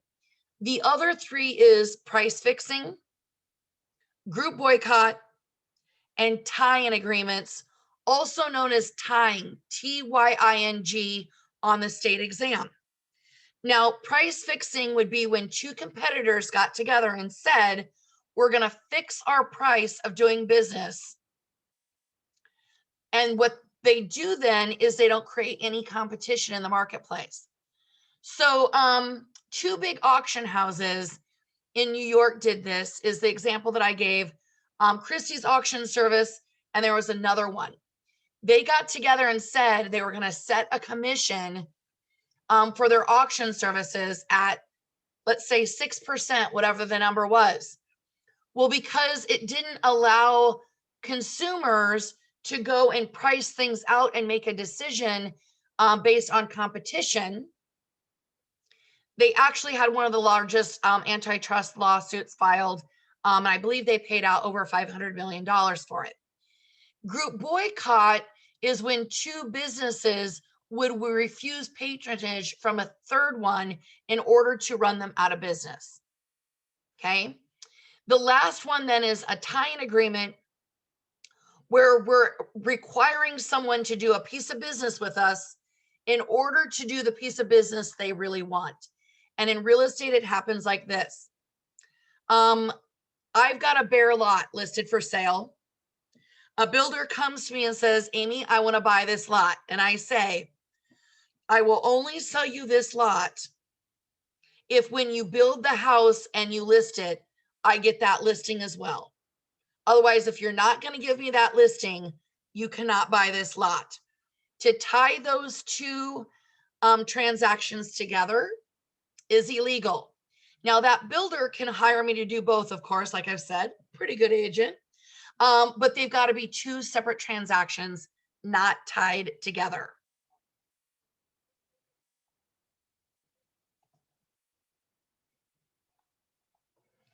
So real estate calculations. I had 6 on this last one. Here's my gentle, loving reminder for you about math. If you've got an attitude that says, I hate math, I'm bad at math, it was my worst subject in high school, I hate math, stop it. Stop it. You all are fully functioning adults with checking accounts, right? And you know how to balance your checking account. Like you can figure out anything. And I want you to get excited about math because here's the deal. This is how you figure your commission checks. And you want to know if your broker is paying you the right amount, right? So fall in love with math. I get feedback all the time that people cannot pass the exam because of the math. Well, on the one I took with 6 questions, that meant I could have still gotten a 74. If math was my only problem, I still could have gotten a 74 and passed that sucker with flying colors. So if you're blaming it on the math for failing, I'm going to be really blunt with you. You got other places you're missing information as well. There's other places on this list that we need to look. Now, here's the one thing about math. Use the process of elimination. And yes, they will give a math answer to mess with you a little bit. However, you could always use the answer to plug into the formula and work backwards as well. Excuse me. So use the process of elimination with these. Loan to value ratios. That's the amount you're borrowing versus the amount you're putting down. Again, discount points is going to be 1% of the amount being borrowed.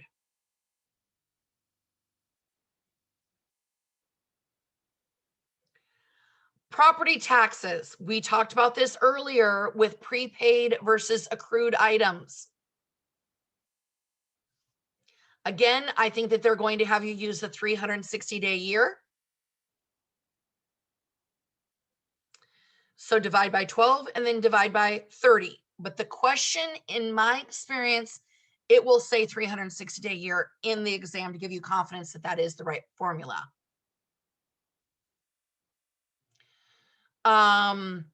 So look for the word prorated. For prorations, look for the word prepaid.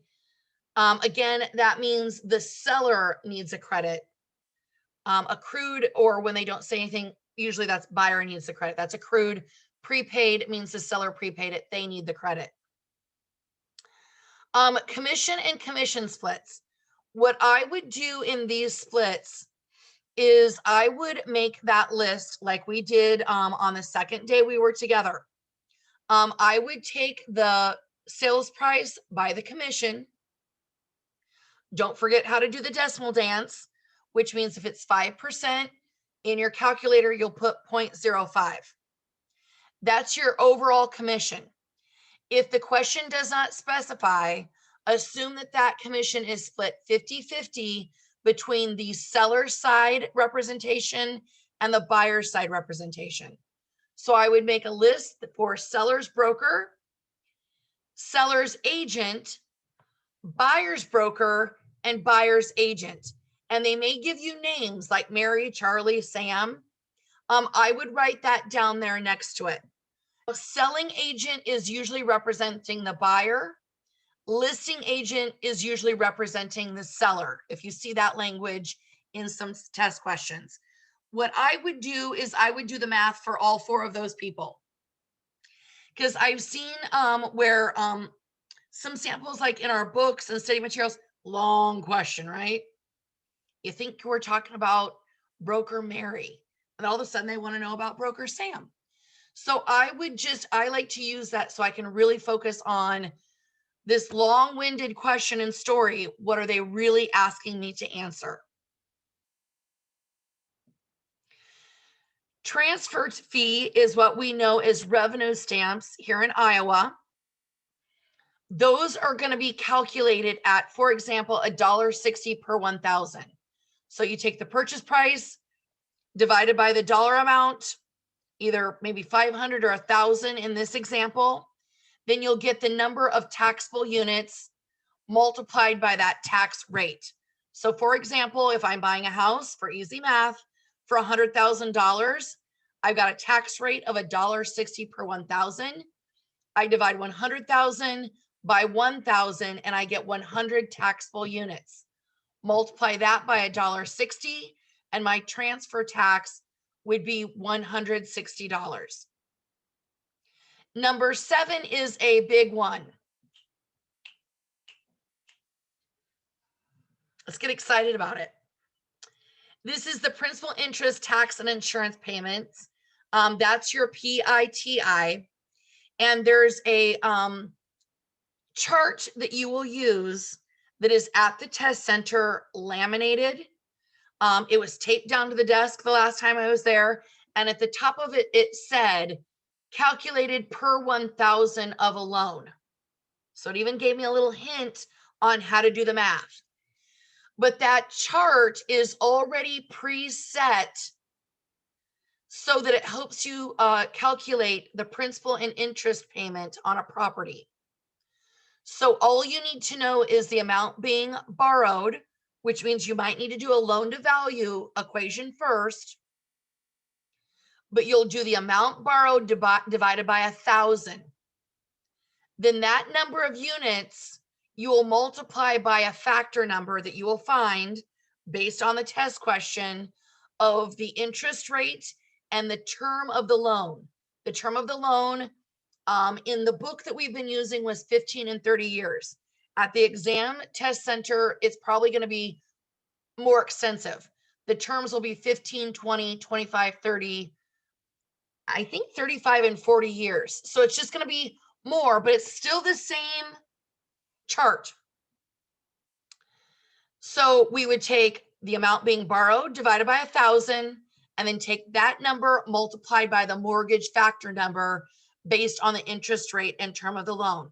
Multiply those, you get your principal and interest payment. Okay. So you could have some that just tell you the amount of the loan. You've got to figure out the principal and interest payment. You could have something that you've got to figure out the loan to value, so the amount being borrowed, then do the calculation. You could have one that says the assessed value is 200, the appraised value was 205, and the purchase price was 195. What number are you going to use with 20% down? So now you've got to figure which one of those to use, and you're going to use whichever's less between the appraisal and the purchase price. So in that example, we would use 195 minus our down payment. Then the amount being borrowed, we would do our mortgage factor chart calculation from. Another style of question is they may have you figure 2 payments and they want to know the difference between the 2. And the last example that I'm going to prepare you for is an example where they say, if you're borrowing X amount of dollars, what is the maximum term of the loan you could have and still keep the payment under $900 a month? So that means you got to do the calculation at 15, 20, 25, 30, 35 years. And whatever payment is less than 900 without going over, that's your answer. Okay. There is your math summary for you.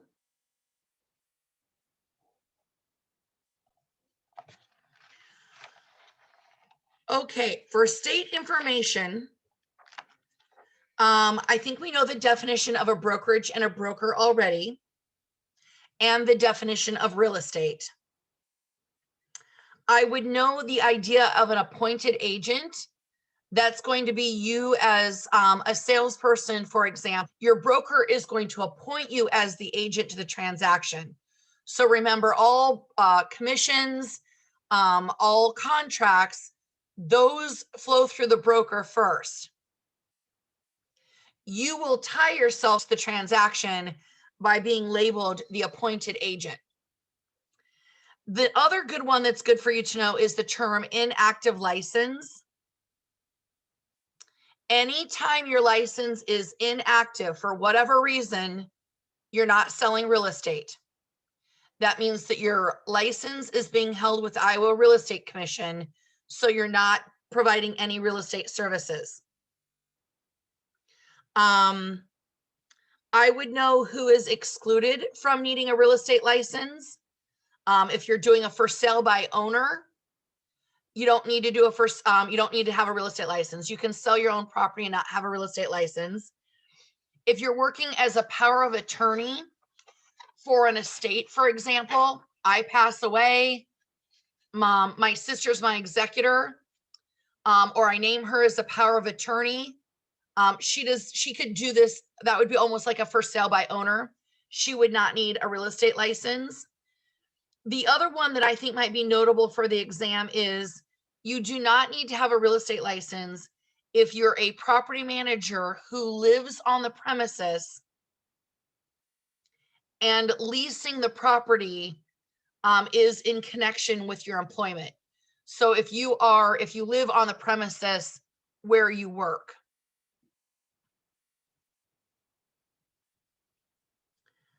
As an application for a broker, I think the highlights are you can't have had another license revoked in another state, real estate or non-real estate regarded, 18 years of age or over.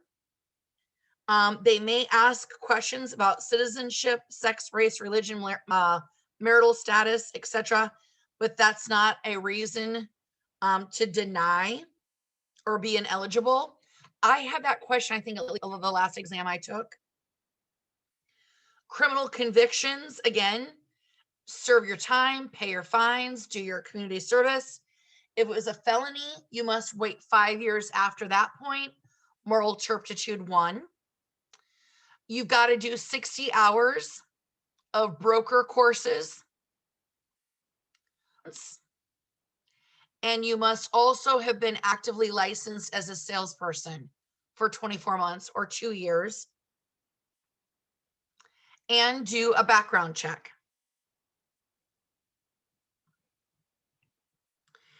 Now, it talked about reasons to revoke or suspend your license. Fraud when you got your license or making false statements on the application. Incompetency, fraud in terms of misleading or untrue facts about a property or anything that would be detrimental to the public. Habitual intoxication or drugs.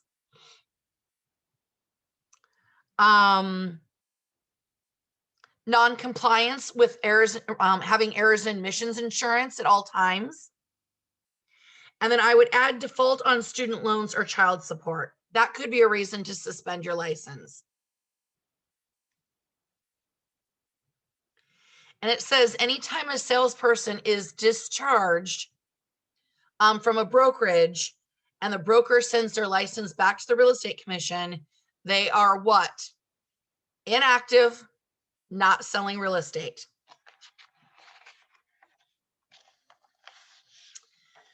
It talks about civil penalties. And the commission can do a civil penalty against a licensee of up to $2,500 per violation, and you're allowed 3 violations in 3 years. Some other big non-becoming activities an agent can do to get themselves into trouble is not disclosing dual agency. So doing dual agency, but not disclosing it to the client. Undisclosed dual agency. Accepting a commission outside of the transaction. Again, that money needs to go to your broker and be disclosed to all parties. paying a referral fee to someone who is unlicensed.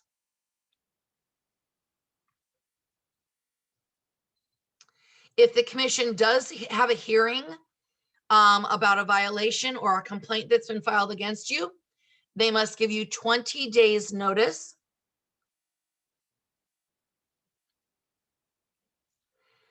Dual contracts are illegal. That's where we present one contract to the lender and another one to the seller in hopes that we'll get just a cash payout, for example.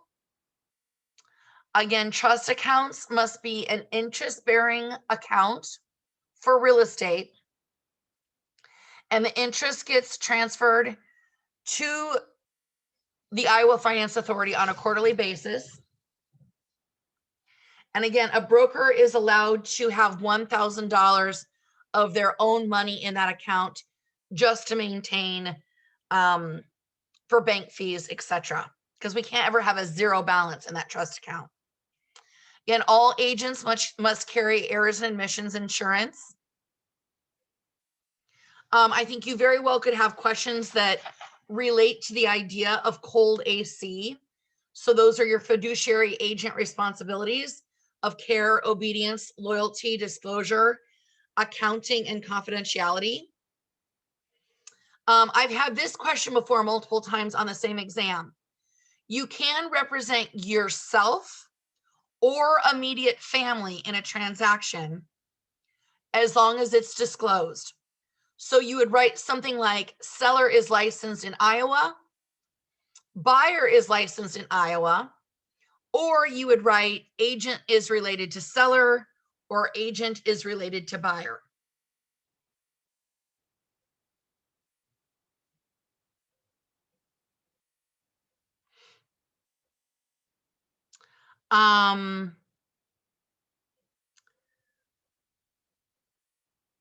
Some prohibited practices.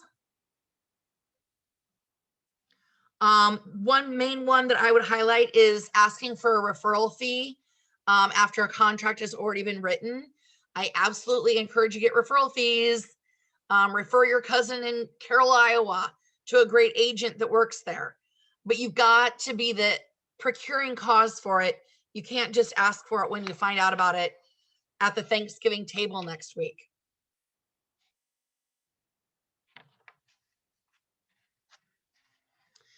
Seller disclosures must be made available prior to a buyer writing an offer or the seller accepting it. One great question for you on the exam, I think, is the mission of the Real Estate Commission is to protect the public. I'm on page 8. If any of you are listening in my through my Iowa licensing law little booklet, the mission of the Real Estate Commission is to protect the public. They're not going to deal with squabbles over commission dollars between you and another brokerage. You got to go to small claims court for that or something, a mediation program, anything. They're only going to deal with topics where the public was possibly put at harm.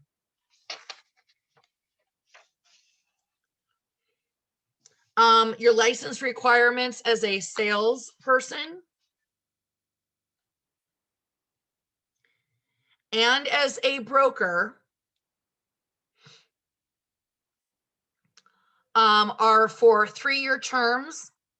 The first year counts as a full year, no matter what time you were licensed. To renew your license, you must have 36 hours of continuing education, 8 law update, 4 for ethics, and then 24 approved electives. 36 total, 8 law, 4 ethics, 24 electives. And you can renew without continuing education, but you're going to renew as an Now, there is a 30-day grace period for you to renew till January 30th, which is a $25 fee. They allow you to pay that $25 fee for 3 years after your expiration.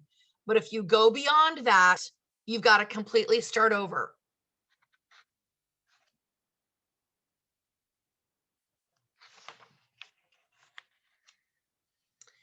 The key person getting their license is they cannot be licensed as inactive.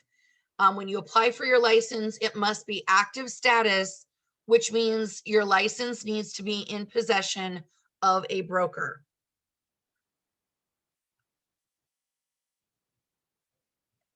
Renewals for salespeople and brokers are the same. Again, by December 31st, first year counts as a full year. 36 hours, 8 are mandatory law, 4 are mandatory ethics, then 24 electives. Deadline again, December 31st. If you don't, you can renew without continuing education, but as an active, you're allowed a 30-day grace period with a $25 fee. You can pay that $25 fee for 3 years. And after that, you've got to start all over. Now, when you're terminating your employee appointment with a broker, you go in, you say, I quit.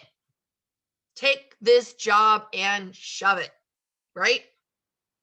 They're going to send your license back to the real estate commission. You're going to be inactive, not selling real estate. However, if you really do choose to switch brokerages, there's a way for you to do it and still keep your license in active status. What you must do, I want you to think of this as a physical piece of paper, even though it's electronic now. Piece of paper, you get new broker to accept you. Then you have old broker release you, and then you sign it authorizing the transfer. So new broker sign, old broker releases you and signs, you sign it saying this is really what I want to have happen. That way we're not having brokers run their businesses like a draft pick and trading out players. You've got to actually sign and say, yes, you want to go to that new brokerage.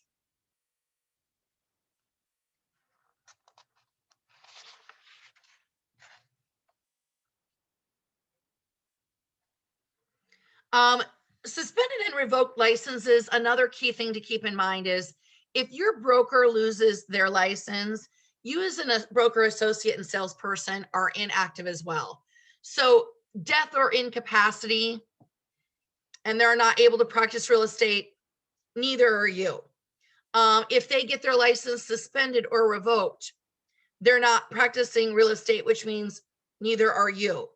So those are some other things, because I do know a couple of brokers in town that, man, their ship was sinking. And I said to a couple of their agents, you probably better move your license. Oh, no, we'll be fine. Said, no, really, if he loses his license, you immediately don't have one either. So I would get it put in a place so it doesn't interrupt your business.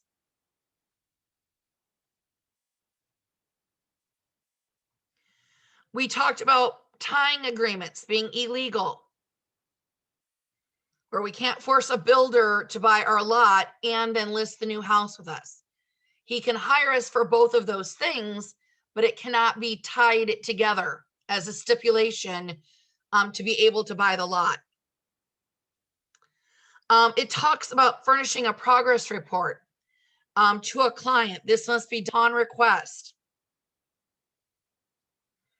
Again, if you're representing yourself or immediate family, you must disclose that in an offer.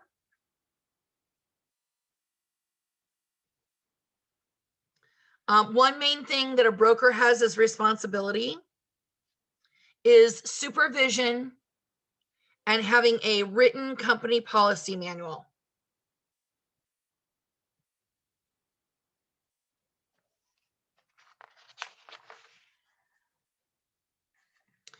Just because he fails to be informed of what's going on doesn't mean that your broker has no responsibility for you.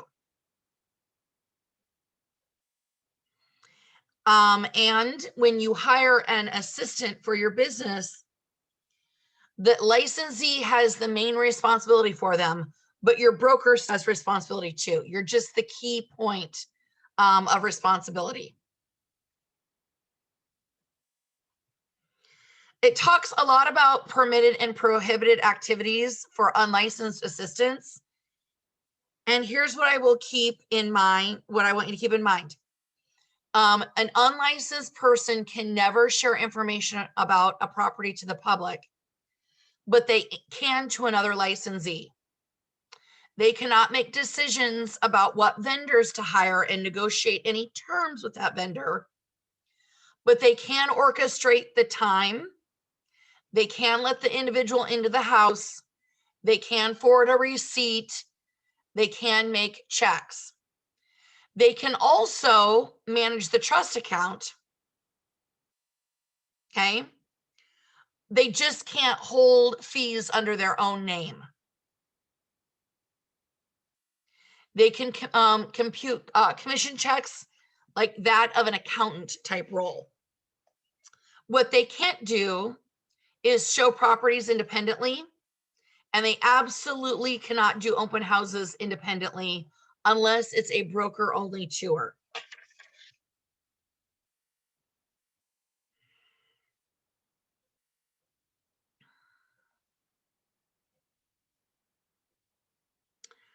All offers it immediately for acceptance or rejection.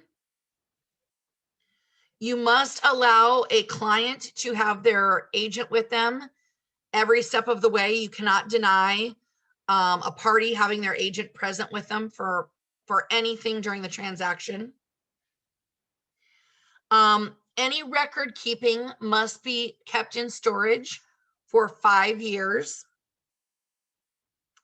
Your advertising must include 4 major elements: your name, your broker's name, full, no abbreviations. So your name, broker's name, the city and state where your office is located, and where you hold a license. So licensed in Iowa, or our friends in the Quad Cities areas are going to be licensed in Iowa and Illinois. Our West Coast families, they're maybe going to say, like Sioux City area, for example, they're going to say licensed in Iowa, Nebraska, and South Dakota. I've got a friend that's randomly licensed in Iowa and Arizona. Not sure why. Well, I probably know why. I'm on page 22 of this booklet. It says listing agreements must be in writing. They must be an express contract in writing. They cannot be oral.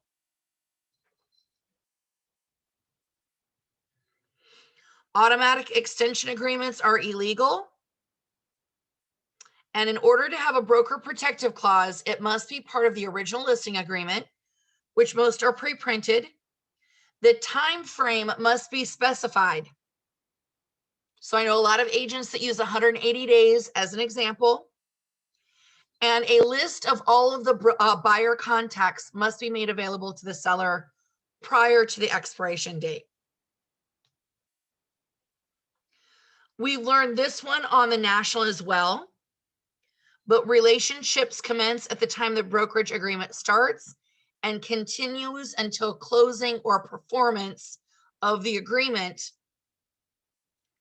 Otherwise, it's by expiration, mutual agreement, destruction of property, bankruptcy or eminent domain, and death or incapacity of either party. Either party meaning broker or client.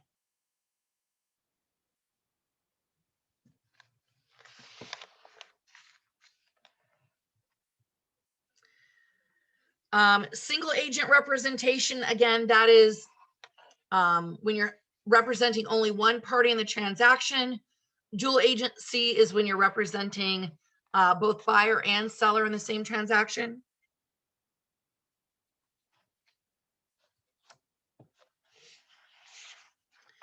We went through this with trust accounts already, but you've got a lot of good candidates for test questions in here. We cannot commingle between the trust and the general fund. 5 banking days to deposit the check unless agreed otherwise. The broker can do that $1,000 we've been talking about. It must be an interest-bearing account with the interest being transferred to the state on a quarterly basis. No funds can be distributed from the escrow account without written authorization of both parties being the buyer and the seller.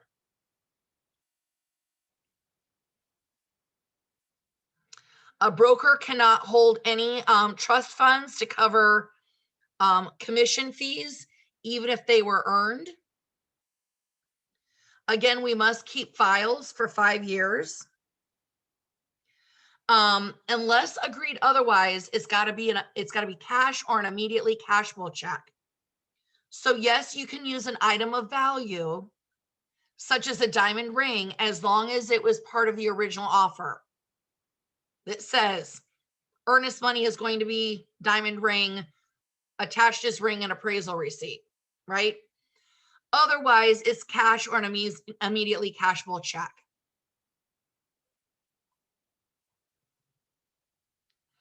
And if a buyer writes an offer with earnest money and the offer is not ever accepted, that earnest money can be immediately returned to the buyer.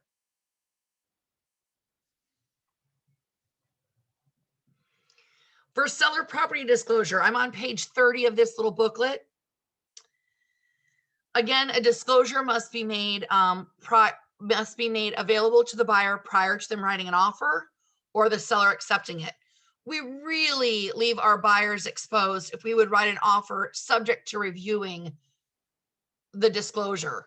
I know what your intentions are there, but it doesn't give them an out other than reading it.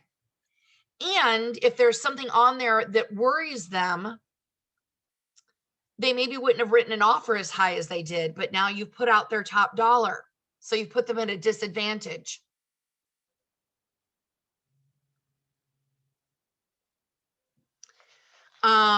This gives a list of 19 items that are required on the property disclosure. I think it's more important for you to know who needs to fill this out.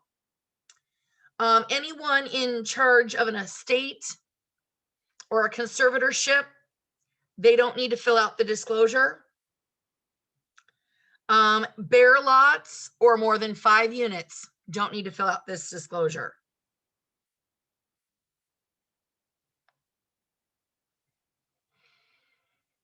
Now, property managers, again, we've got a lot of things that are similar to what we already know.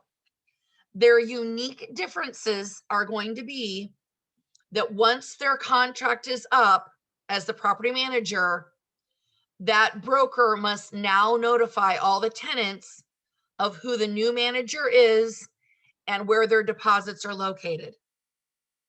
They cannot write a check that the owner's bank account can't cover, and they can't cover up their paper trail with just IOUs. Again, I think I use that example of Dumb and Dumber. They're like, do you still have the $1 million? Of course we've got it. It's all right here in this brown suitcase. And then we open up the suitcase, it's all IOUs. That's not what you can do. It actually has to be billings and receipts, not just a ledger.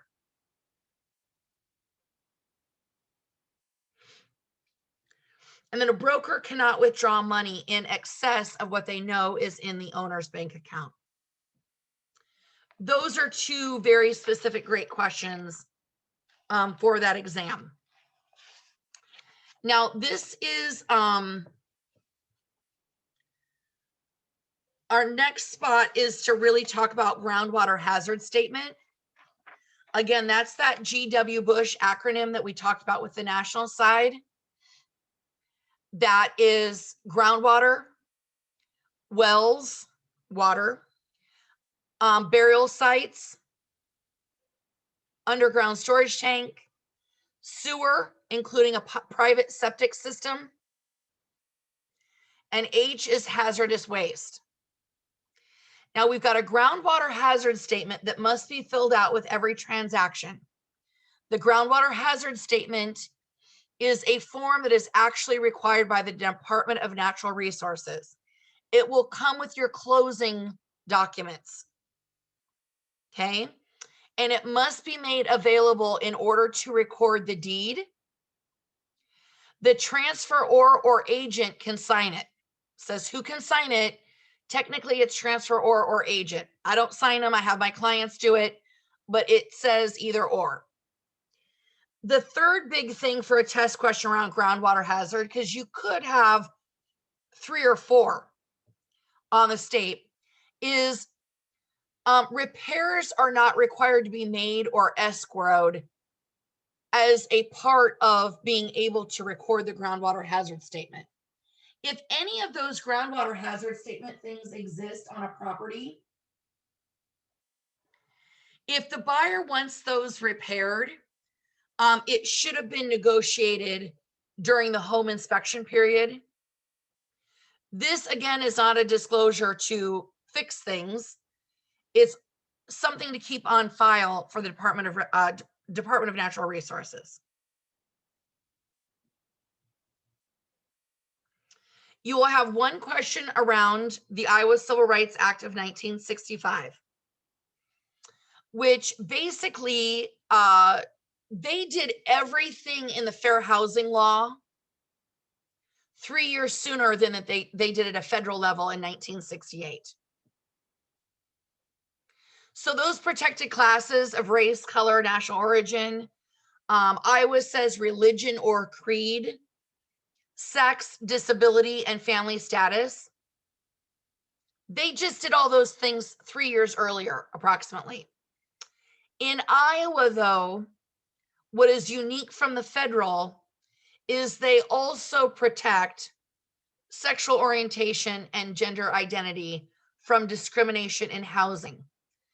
And that Civil Rights Act of 1965 in Iowa was not just a civil rights law put into place for housing, it also included employment, education, and what they called public accommodations, which means we were not allowed to discriminate on buses, schools, well, that's education, bathrooms, buses, I forget what all I've said, but we couldn't do that whole separate but equal game anymore.